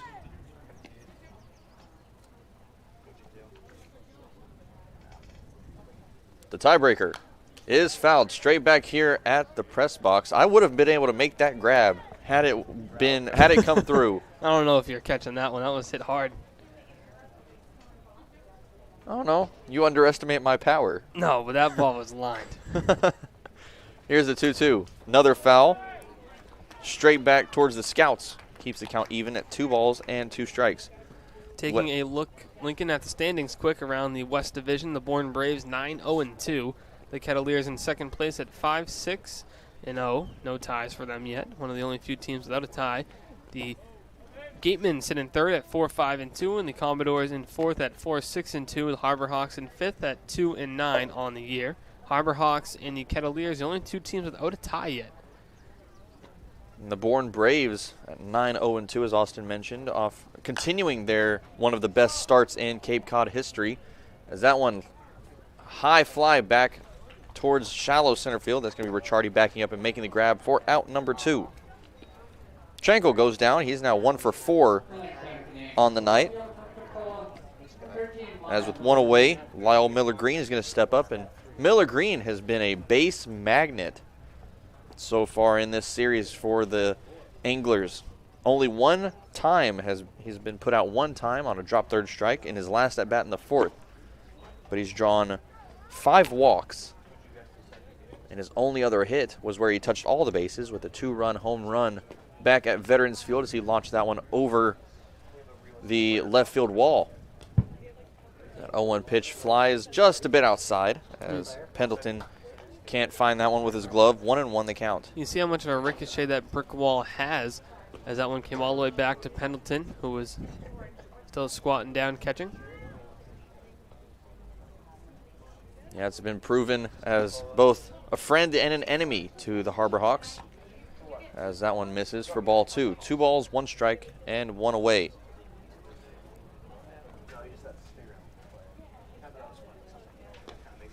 Miller Green playing for the Anglers this season. Now, last summer during the whole COVID shutdown, I actually saw Miller Green in the Texas Collegiate League as a member of the Amarillo Sod Squad.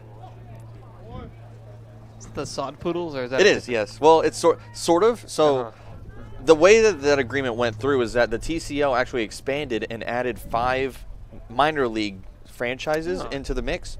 And so it was San Antonio, 2 teams from Amarillo, Tulsa, and Frisco. Oh, okay. And they were able to come up with little college teams of their own. And so Amarillo actually put 2 teams together, the Sod Dogs and the Sod Squad. And their actual minor league team is the Amarillo Sod Poodles, which is another name for a prairie dog, actually. Yeah, Miller Green actually also was turning heads back when he was at Amarillo. Was able to put together some pretty key hits, including a walk-off win against my Texarkana Twins last summer. And Pendleton injured on the play. He's been a magnet kind of himself tonight, as he's been hit a few times, and we're going to take a little bit of a break as he seems to be a bit distraught. We'll be back on the Harbor Hawk Baseball Network.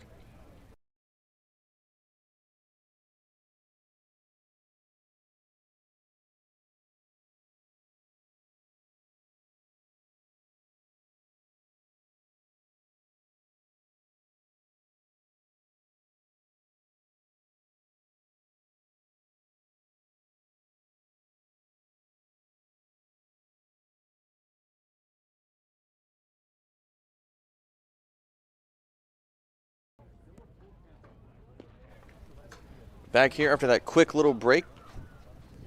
Pendleton seems to be okay as he takes his spot back behind the plate as the 3-2 swing and a miss.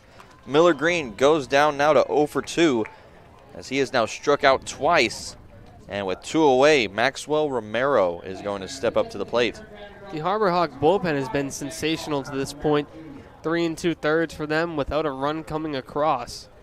It was McKeon, McCollum, and now Webster.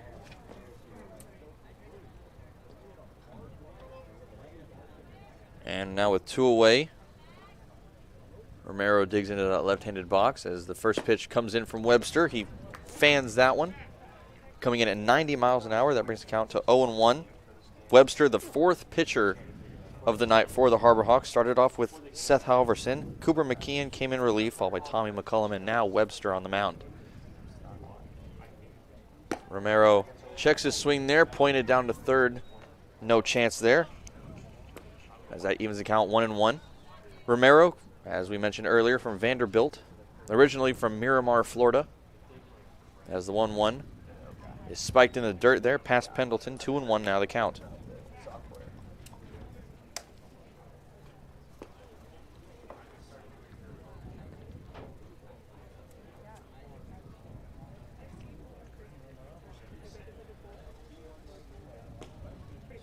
A 2-1 chopped, and that is fouled down the first base line, picked out of the air by Harris in foul territory. 2 balls, 2 strikes, and 2 outs the count. Still a good amount of fans here in attendance. Had a great crowd here last night for fireworks as well. And the 2-2 called strike 3 on the outside. Webster retires the side in order in his first inning out of the bullpen, and we head now to the bottom of the 7th inning stretch here from Judy Walden Scarafile Field on the Harbor Hawks Baseball Network.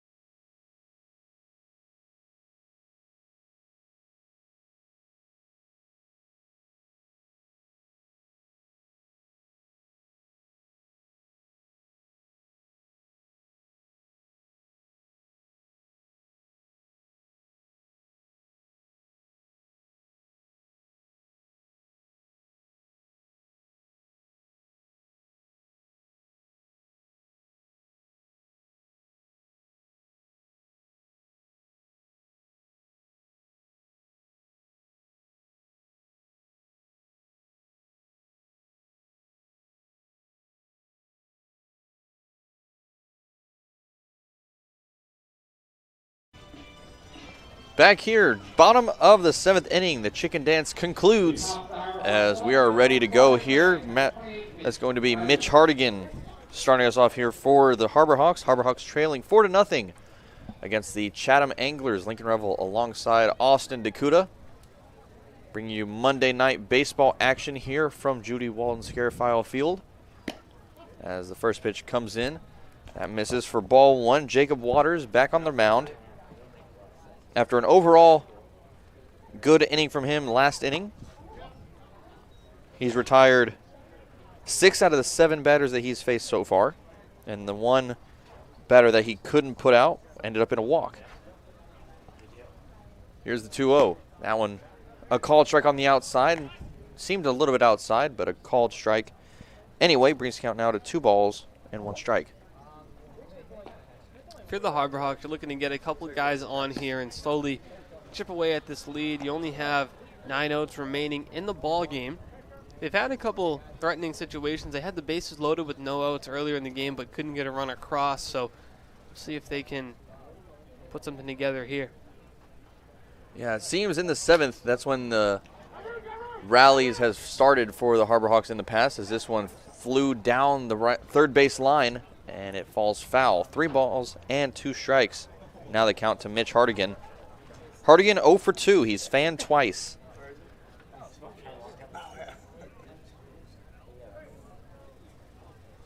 So he's looking for his first time on against the Anglers in general. Ended 0 for 3 in that night back at Veterans Field.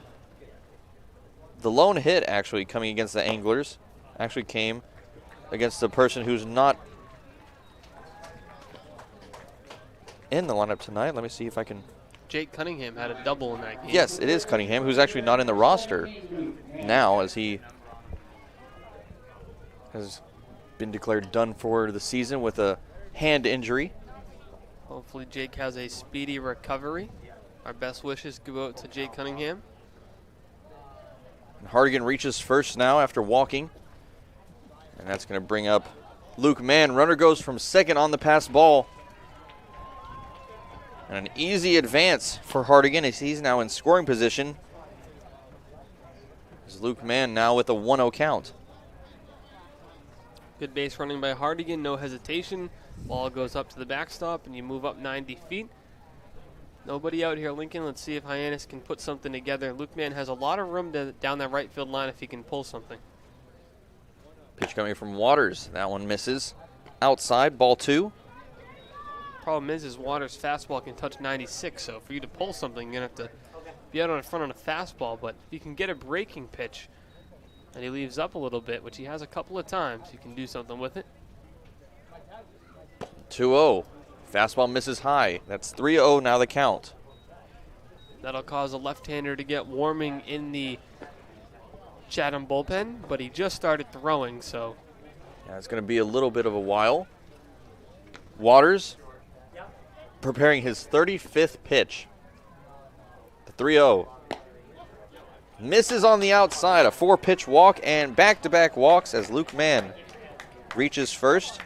And with runners on first and second, Dom Johnson is going to step up to the plate, and that'll prompt a little bit of a mound meeting between Rivera, Tamez, and Waters.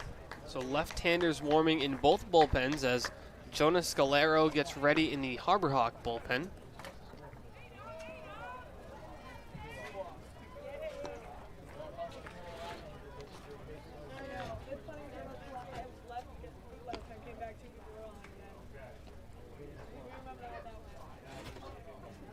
Waters standing at 6'4", 230 pounds, as we mentioned, from West Virginia, the Mountaineers.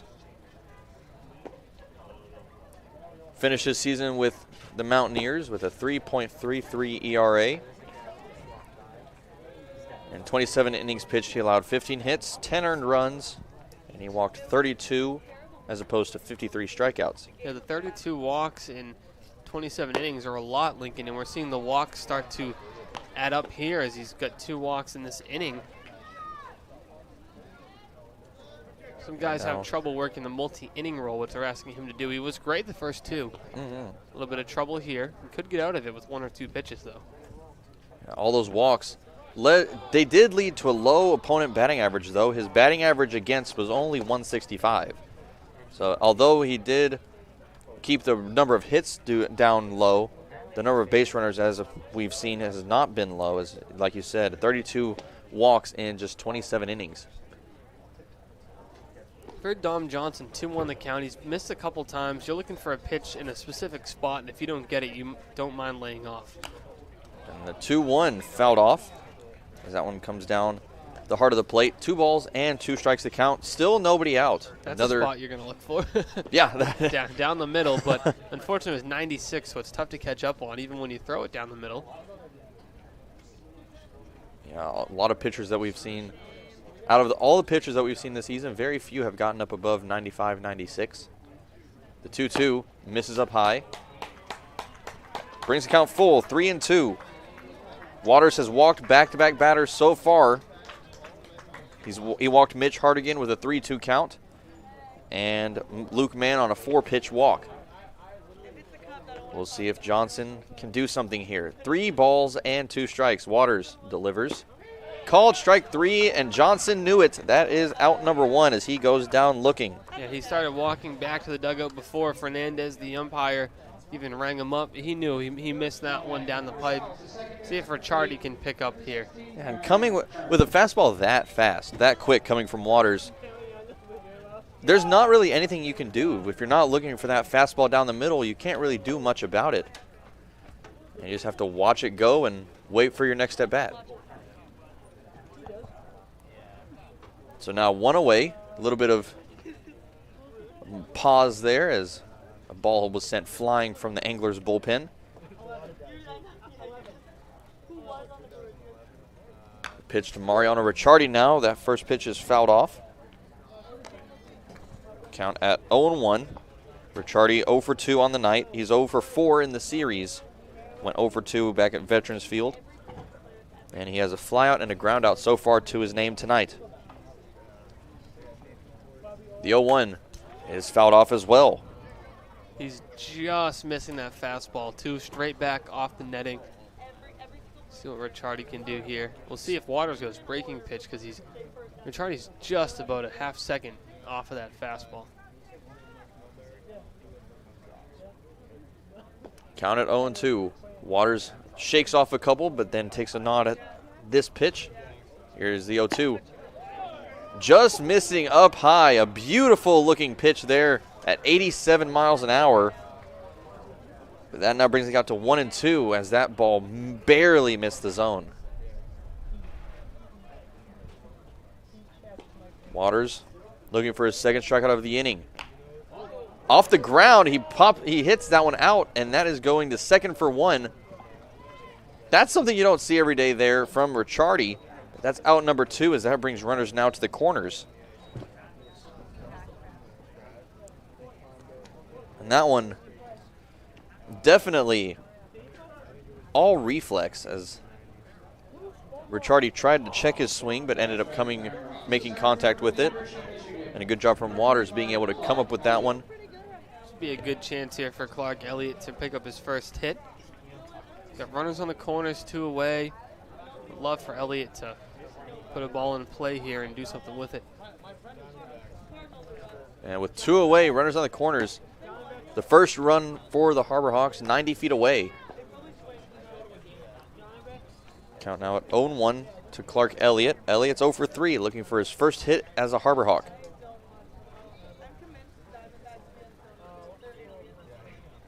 Waters with the 0-1. That one misses. Another breaking ball at 87 miles an hour. Misses just a bit too far inside. Count now even at 1 apiece.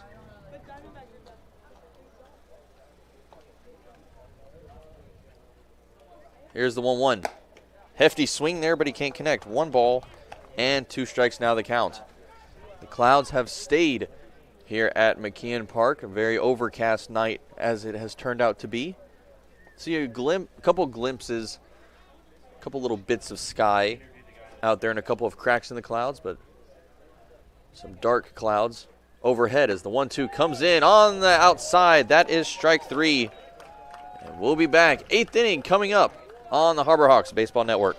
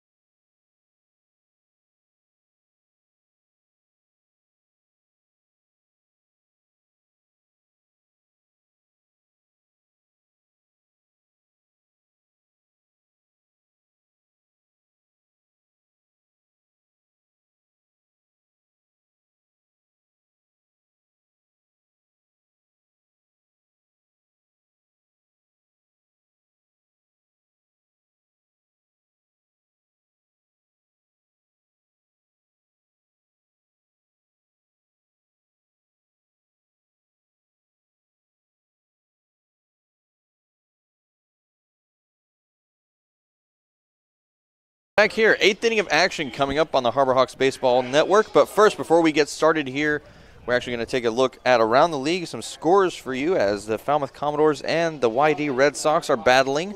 The Red Sox currently lead 5-4 in that one. Chatham and Hyannis at 4-0. They haven't updated that one yet as it shows 0-0. DeCouta currently leading the Bourne Braves by a score of 2-0 as the Bourne Braves are looking at possibly their first loss of the season. The Harwich Mariners currently leading the Wareham Gatemen 4-0, and the Brewster Whitecaps and the Orleans Firebirds are currently notched at no runs apiece.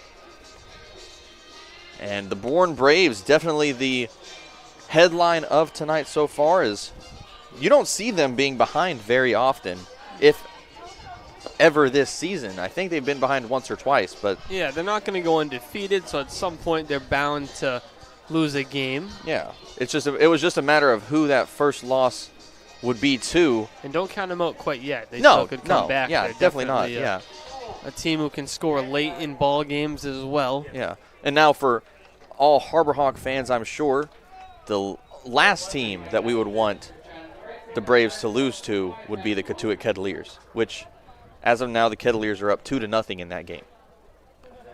Now for the top of the 8th inning, Matthew Hogan is going to start us off as this first pitch coming in from Jonas Scalaro is a called strike. 0-1 now the count. Yes. Scalaro now coming in to pitch for the Harbor Hawks. Scalaro is actually cousins with Ryan Romano on the Harbor Hawks. Not first cousins, but cousins. You know, I found out actually a couple weeks ago. I don't know if this technically counts as. I think it counts as cousins. Actually, I'm a actor Dennis Quaid. I do not. I don't watch a ton of movies or Oh TV. no! Well then, this is going to be a lot less of a big deal.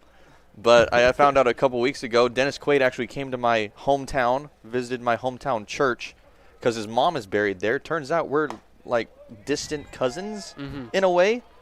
So his grandmother actually used to live next door to my grandparents. Oh. So I don't know who he is, but I'm sure. I'm trying to think I'm of. sure some of the listeners do. Let's see. Have you ever seen The Rookie?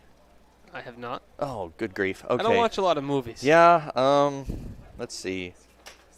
Why is it that now, when it matters, I can't remember any movies he's been in? He's been in one movie. No, he's been in a lot. I've seen him in a Okay. lot, but I can't remember which ones. And now I'm really mad at myself. Let me know. Yeah. Maybe I'll recognize him. I know. I can't remember. I can't say that I know him. Oh, he's in. Oh well, no, you're not from Texas. Have you ever seen? I don't know if you've seen any of the Alamo movies. Nope. Well, I can't be mad at you for that. No. Payoff coming in. Oh, That's the Parent flied Trap. over towards left field, and that's going to be Hardigan. Settling under it for out number 1. Did you say you recognized him from the Parent Trap? Yeah. Oh, cool. Wait, think. he's in the new one, isn't he? The newer one, at least. You know? I have no idea, but I thought that's what it said. I Googled him, and it came up Parent Trap, and he looks. Yeah, I recognize him from that. Okay. Yeah. He's my cousin. Okay. Well, My distant cousin. There you go.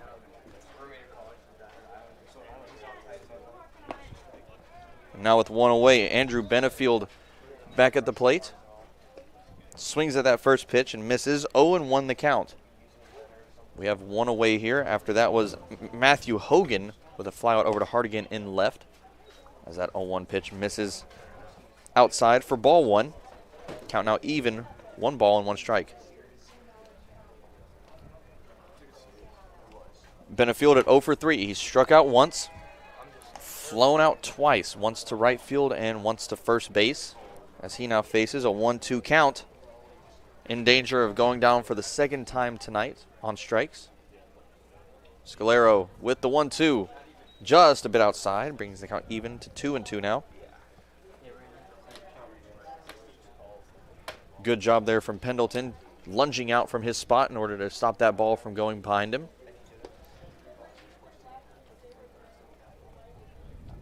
Scalaro in the windup as he has his glove in front of his face. His throwing hand actually down at his side.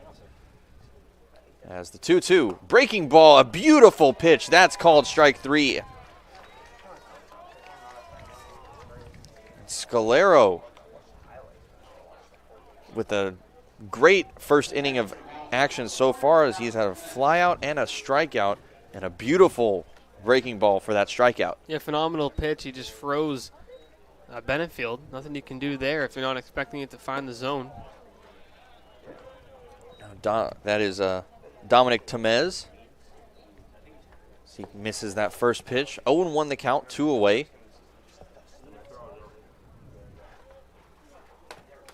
The Harbor Hawks actually, since the 3rd inning, the 2nd and 3rd innings, as you know, the runs came across for the Anglers. Since then, the 4th, 5th, 6th, and 7th innings have all been 3 up, 3 down. So since that 3rd inning of play, the Harbor Hawks have been very efficient on the defensive end. Yeah, the bullpen's been great. Count moves now 2 balls and 1 strike with 2 away.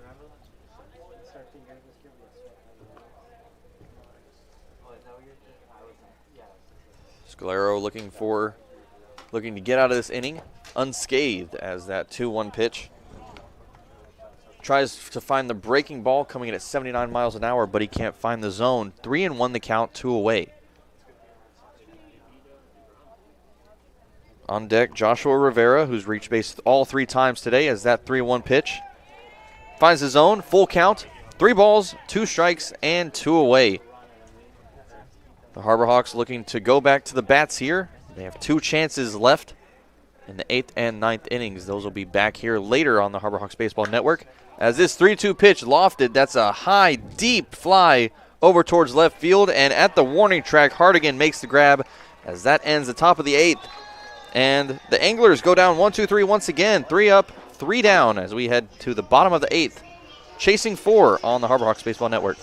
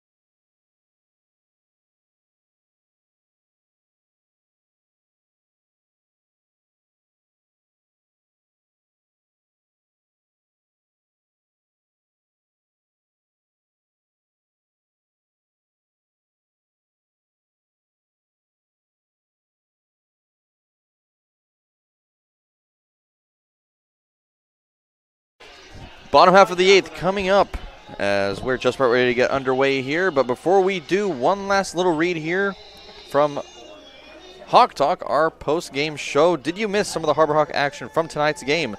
Make sure to check out the nightly post-game show, Hawk Talk, on the team's YouTube page for a rundown on everything you missed in that game, all in 3 minutes or less. Go to youtube.com, search Hyannis Harbor Hawks, and catch up on everything Harbor Hawk. And tonight's post-game Harbor Hawk Talk, well, actually, I think it'll be me hosting if I'm correct. It will. So it won't be as well put together as the other nights whenever Austin is on the mic. But you're too nice. But no. That's every night's a different night. Last night was freezing. We made that a quick one. Yeah, it was. Yeah, very quick. I was shivering. That's something that's something that Austin doesn't say much. I don't get cold often, but when I can see my own breath in July, then something's wrong. How do you think I feel? Yeah. That pitch coming in, this one to Caden Rose. Rose has reached base twice, a walk and a single back in the 4th. He's also struck out once. He went down looking in his last at bat in the 6th. He now faces an 0-1 count. And it looks like we have a new pitcher coming in for the Anglers now. That looks to be Adam Scoggins now on the mound. Said hello to Caden Rose with a fastball up near the chin. Good job there from Rose. You need one thing about this league, you need to have some fast instincts. Or not instincts, but reflexes. Comes at you quick. Yeah, it does. Now 2 balls and 1 strike to count. Rose got his first hit against the Anglers back in the 4th. He ended 0 for 4 That first time at Veterans Field as the 2-1 misses high at 90 miles an hour, brings the count to 3-1 now. Good take by Rose, and if you're the Harbor Hawks, you need to put something together. We've talked about it, but this is where you start. Your 2, 3, 4 hitters due up, and it starts with Caden Rose trying to get on base. He does a great job at working the counts. And Rose draws a walk as he finds base for the 3rd time tonight. Fans starting to empty out a bit here at McKeon. Wow, tonight's attendance just came in.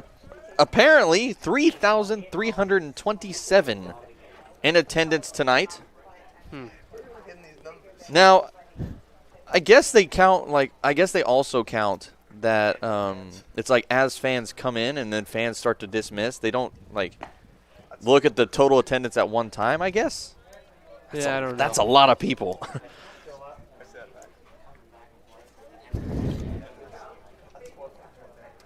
So now 0-1 the count to Zane Harris. Harris in the left-handed box. That one finds the outside corner for strike 2. Harris 0 for 3 on the night. A fielder's choice and a strikeout along with a walk to his name. Faces an 0-2 count. Facing back-to-back strikeouts here. As the pitch comes in from Scoggins, that one's fouled off. Heading to the parking lot, and I think that went off a car. Yeah. Ooh. Hopefully no damage was done. That ball went flying off of the vehicle. That's going to bring the count to 0-2.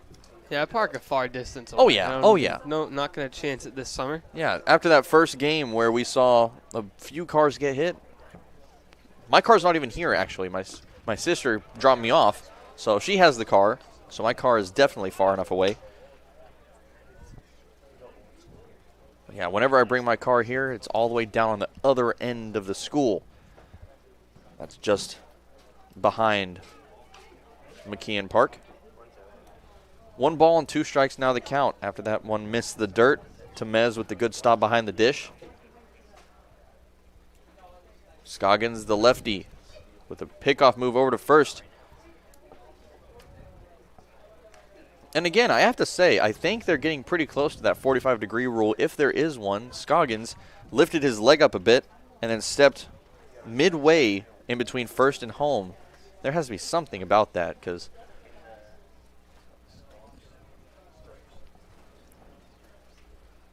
the 1-2 outside brings the count even.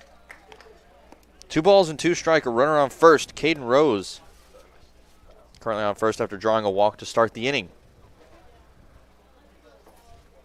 Harbor Hawks in need of 4 runs within the next 2 at-bats. Their final 2 at-bats here in the 8th and 9th coming up. 2-2, swing and a miss. Harris goes down for the 2nd time tonight on strikes. Back-to-back swinging strikeouts. As with 1 away, that brings Marcos Pujols to the plate. Tough pitch to hit, great off-speed pitch there from Scoggins, and unfortunately for Harris, it was just far enough outside where he couldn't get the barrel on the ball. We'll see if Pujols can pick him up here. See if they send Rose at any point. Looking to get a guy into scoring position. That first pitch to Pujols is on the outside corner, strike 1.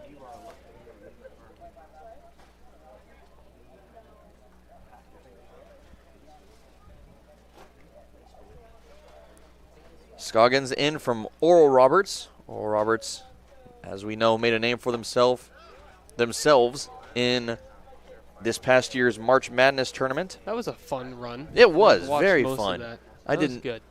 Ohio State, possibly the biggest upset of the tournament, apart from, of course, my Mean Green defeating Purdue, of course.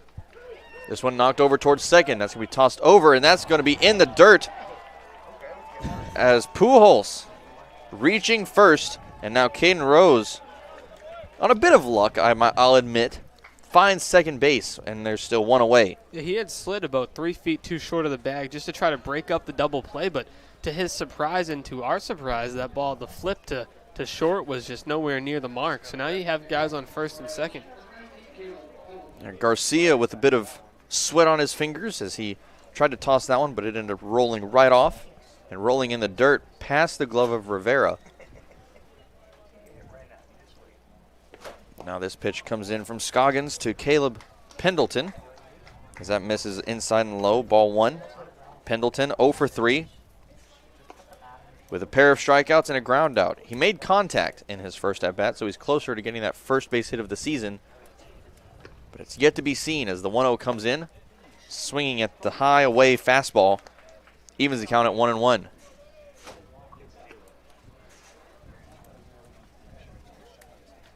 A big at-bat here and a lot of things to look at. Pendleton, of course, looking for his first hit. Runners on first and second. A base hit here could score a run and break that goose egg as that ends up hitting Pendleton. Find a way to get on base as Pendleton reaches after being hit by a pitch. Caleb Pendleton deserves a nice day off tomorrow. He's earned it tonight. Hit by a pitch. He's taken about 4 foul balls off of his body, and he's a heck of a player. And that brings up the bases loaded again, Lincoln, for the second time in the ballgame. Unfortunately, the Harbor Hawks didn't capitalize earlier. A huge opportunity here. And Pendleton is definitely going to be covered in bruises, bruised and battered tomorrow. As that first pitch coming in to Mitch Hartigan finds the heart of the zone. Brings the count now to 0-1, 1 away. Chance for the Hawks to really do some damage here with the bases loaded. Yeah, tying run at the plate. A hefty swing there from Hartigan, but he can't connect. 0-2. Of course, a strikeout here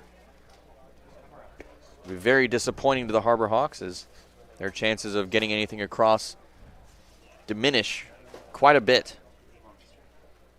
Here's the 0-2. Swing and a miss, strike 3. Hartigan goes down for the 3rd time tonight, as that's the 2nd strikeout of the inning for the Anglers and the 2nd out of the inning as well, with Luke Mann stepping to the plate. See what Luke Mann can do here. Bases loaded, 2 outs. Got to put the ball in play. Mann has been fanned twice tonight as well. He's gone down looking and swinging. He also got walked in the 7th in his last appearance. Here's Scoggins with the first pitch. Breaking ball, finding the outside. Brings the count now to 0-1. And a beautiful pitch there as that found the zone and then tailed away at the last second and fell out of reach of Mann. The 0-1, another breaking ball, a little frame job there from Tamez. As that pitch came in at 80 miles an hour, brings the count even at 1. And Tamez really wanted that call, but that's inside. You're not going to get that call in the frame, unfortunately. 1-1 the count. Runners have their leads on their respective bases. That one misses outside. And Lincoln, a walk also scores a run here. So if you're Luke Mann, you don't have to go chasing anything. Yeah, any way to get on base scores a run and breaks the goose egg. Scoggins comes set. He comes home with the 2-1. That one's fouled off. Goes off of Mann as we're going to come up with a 2-2 count. Austin, guess what time it is? It's the hat. It is the hat. Here we go. 2 balls, 2 strikes, 2 outs. A key at bat here for the Harbor Hawks. As Mann comes in with the bases loaded. Hat shaken from side to side in my hand as the 2-2 misses on the outside. 3 balls and 2 strikes. That one missing just a hair outside. That's a huge call there by Fernandez. Good eye by Mann, and 3-2, 2 outs. Runners are all going to be in motion. If Luke Mann can get a ball in play into one of the gaps, you could be looking at 3 runs coming home. A huge pitch upcoming here from Scoggins. Here's the pitch. Now it's lofted, and that is foul down the third base line. And I think that's actually fortunate that it went foul because that one went right off the barrel of the bat, just the tip of it. And if it would have been fair, I think that would have been caught. 54 in the bullpen. And in the bullpen now for the Anglers, that's going to be Trevor Martin getting ready to try to close this one out for the Anglers in the 9th. Big pitch here. The payoff, swing and a miss. Man goes down And another huge chance for the Harbor Hawks. Results in nothing as we head to the 9th, trailing 4-0 on the Harbor Hawks Baseball Network.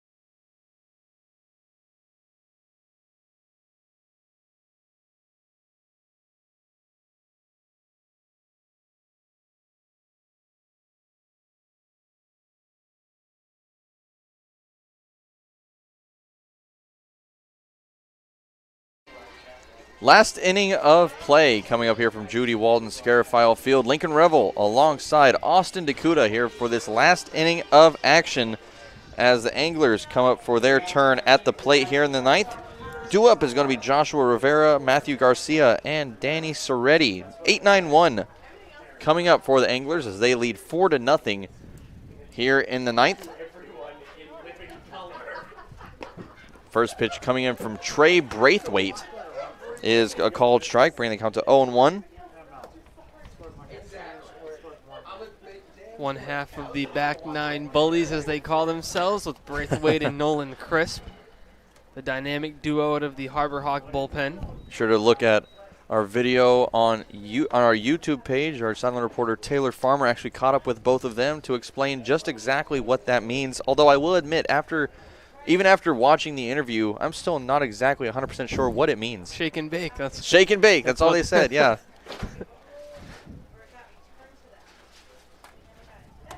Here's the 0-2. Straight up in the air.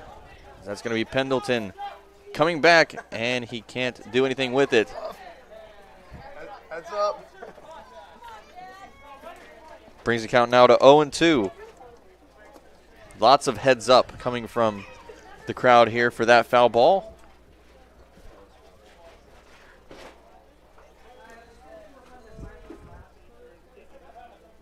Braithwaite with the 0-2. That one's lofted over towards right. That's going to be Johnson. Ranging over a bit to his left and making the grab. Out number 1 as Rivera goes down with that F9. Rivera's night now has gone to 1 for 2. He's walked twice, had a single, and now a fly out as Matthew Garcia, who is 1 for 3, has his turn at the plate now. He started off with a single, but since then, back-to-back strikeouts in the 2nd and 6th innings.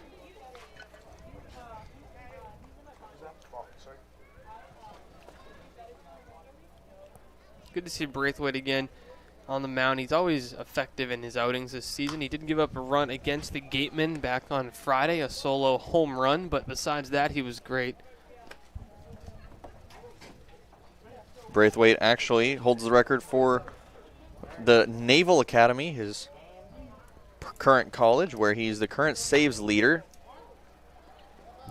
17 all time. He said they didn't have a lot of relievers this past season either, so he was pitching early and often.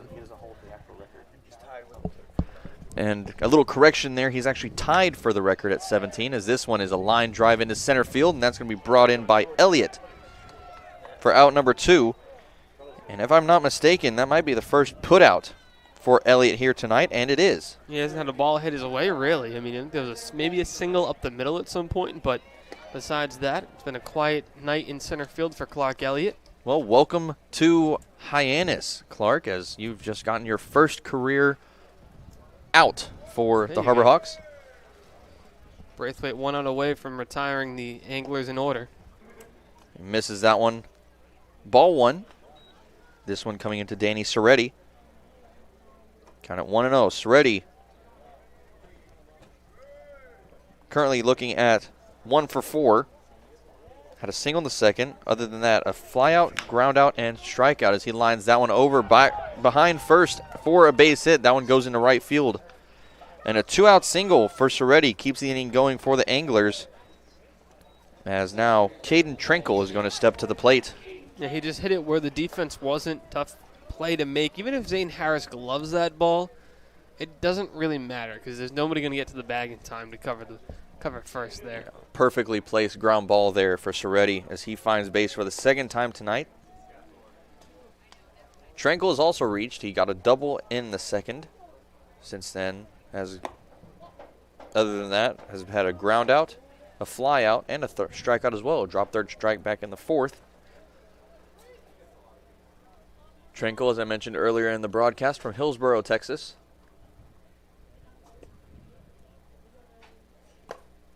So that 1-0 misses up high. 2 balls and no strikes now the count.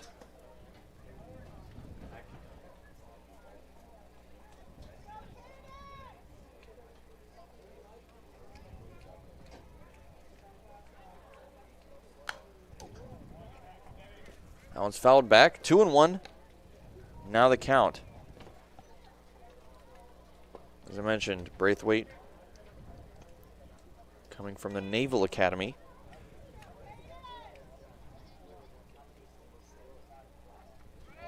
As the runner goes, swing and a miss. The throw down to second is not in time. The dig from Rose just short of the tag. Yeah, the throw just short and just too far in front of the bag to the left or to the right. Caden's right, our left, where you couldn't get the tag slapped on him. If the throw was low and it was to the other side of the bag, you probably could get him. Trinkle at the plate, now at 5'10", 180 pounds. 2 balls, 2 strikes, and 2 outs. Braithwaite comes set. The right-hander delivers the pitch. Swing and a miss. Strike 3. Braithwaite and the back 9 Bullies are in business to end that 9th inning. As we head now to the bottom of the 9th. Harbor Hawks trailing 4-0 on the Harbor Hawks Baseball Network.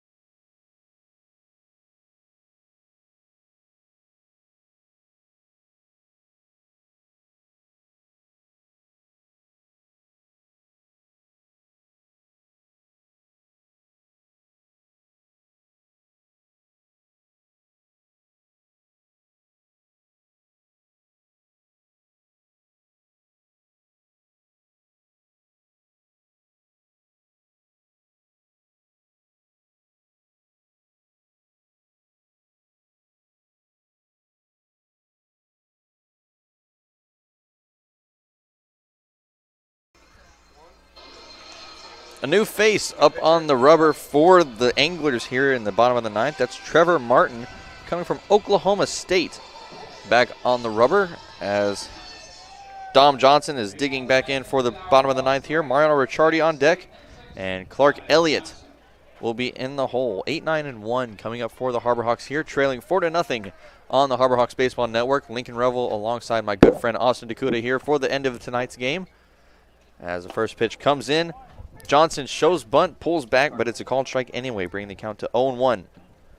Johnson, rough night at the plate, 0 for 3 with a pair of strikeouts, also a flyout to his name. Harbor Hawks have put together a couple of rallies, just haven't been able to bring home any runs. And they're not getting, out hit by that much. It's 4 runs, 5 hits, and 1 error for the Anglers, and no runs, 2 hits for the Harbor Hawks. It's only a 5-2 in the hits category. It's the walks early on. And Lincoln, you can't say enough about the Harbor Hawks bullpen with 6 scoreless innings. They were just brilliant tonight.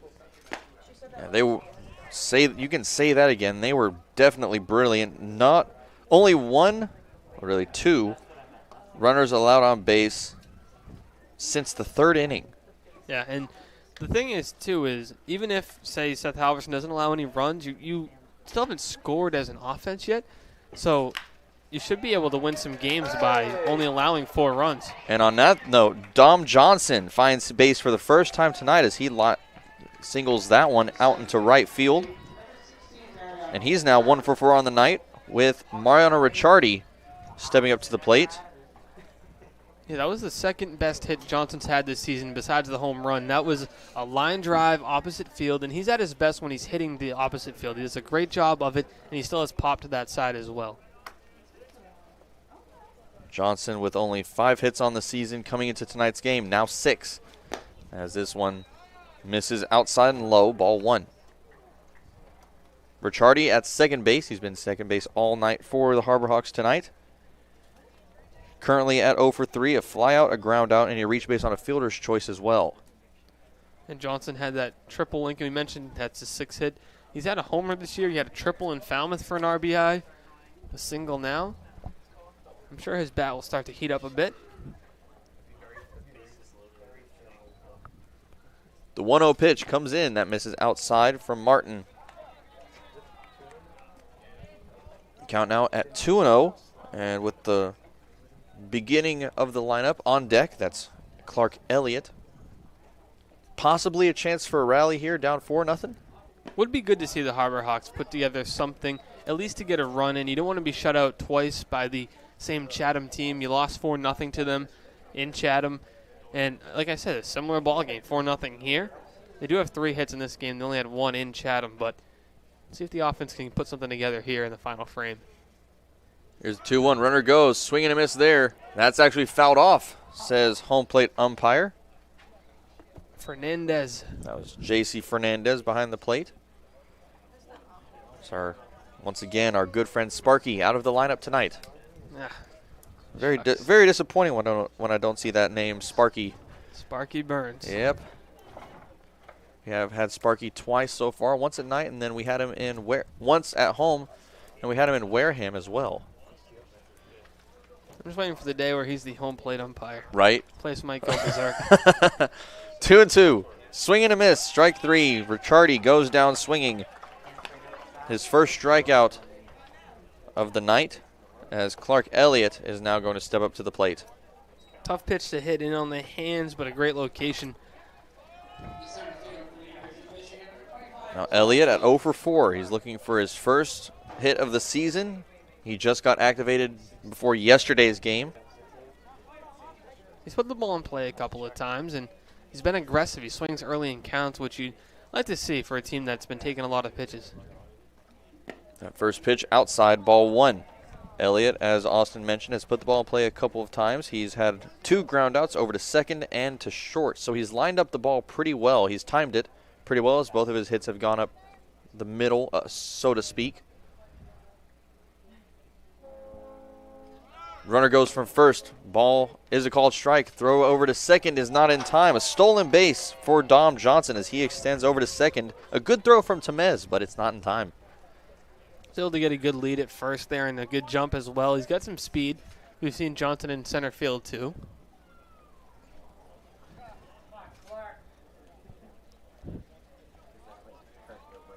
Count now 1-1 with one away. A little mix-up in the signs here. Temez is going to head on out to the mound. Have a little talk with Martin. See what's going on here. Wind's starting to pick up too as it's blowing out to right center. And that's something we haven't seen much in the past couple of games. Last night, a pretty still evening from McKeon Park. Tonight, just the same. Stars and Stripes starting to move a little bit out towards the scoreboard out in right field. As Martin with the 1-1. Runner goes from second. Misses down low. Throw down to third. Not in time. That actually gets past Sumedi. Runner comes in, and that scores a run for the Harbor Hawks. Great job by Dom Johnson. 2 stolen bases in the inning for him. Comes home on a bad throw, and that's what happens when you get on base, Lincoln. Good things can happen when you're aggressive on the base pass, and the Harbor Hawks at least avoiding the shutout. Yeah, and a great piece of base running there from Johnson. He would have beat the throw out at third had it been in time anyway. He would have had another stolen base, but instead he gets to score a run as he extended 2 times the amount that he would have originally. Is that 2-1 pitch. Finds his own. 2 balls and 2 strikes now the count. Elliott looking to keep the inning going here. The Harbor Hawks break the goose egg in just the nick of time as this one's fouled off. Keeps the count at 1-2. And fortunately for the Harbor Hawks, they struck out 19 times last night, and they have 17 in tonight's ball game. Ooh. A couple of rough nights in terms of punching out. Literally just writing it.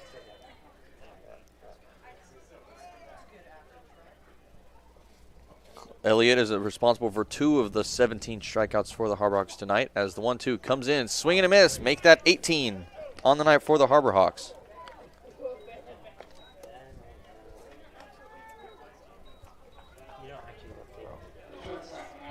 And with 2 away now, Caden Rose is going to come up to the plate. Now Rose has had quite the eventful night so far as he's reached base 3 times, 2 for 3 on the night. He walked, had a single. Actually, he's 1 for 2, actually, as he's walked twice, 1 single, and he struck out looking. Caden's been consistent all season for the Harbor Hawks. One of the younger players on the team, but yet one of the most mature hitters on the team, and he's a mainstay at the top of the order now. After he started in the 9-hole to start the year, first couple of games, but he's been comfortable and he's done a great job. Yeah, Rose is somebody that when he comes up, you can be confident that he'll put something in play at least. He's gone down swinging. He's gone down tonight looking, but you can be confident that he'll find contact in some way at some point in the game. Count quickly at 0-2. Pitch comes in. Called strike 3. That will end the game as the Harbor Hawks find a run. But that one is not enough as the Anglers will take a 4-1 victory here on this Monday night. Yeah, tough game for the Harbor Hawks, but they did get a run in the end. See if they can pick it back up. An off day tomorrow to regroup and reset. Like Austin mentioned, we won't be back tomorrow night. It's our off day due to a game on Thursday. We'll be back on Wednesday night in Brewster, battling the Whitecaps on the road at their place for the first time this season. But until then, for our producer, Matt Noah, for our director of broadcast, Harrison Meyers, our silent reporter, Taylor Farmer, and for my broadcast partner, Austin DeCouta, I'm Lincoln Revill saying so long from McKeon Park. We'll see you next time.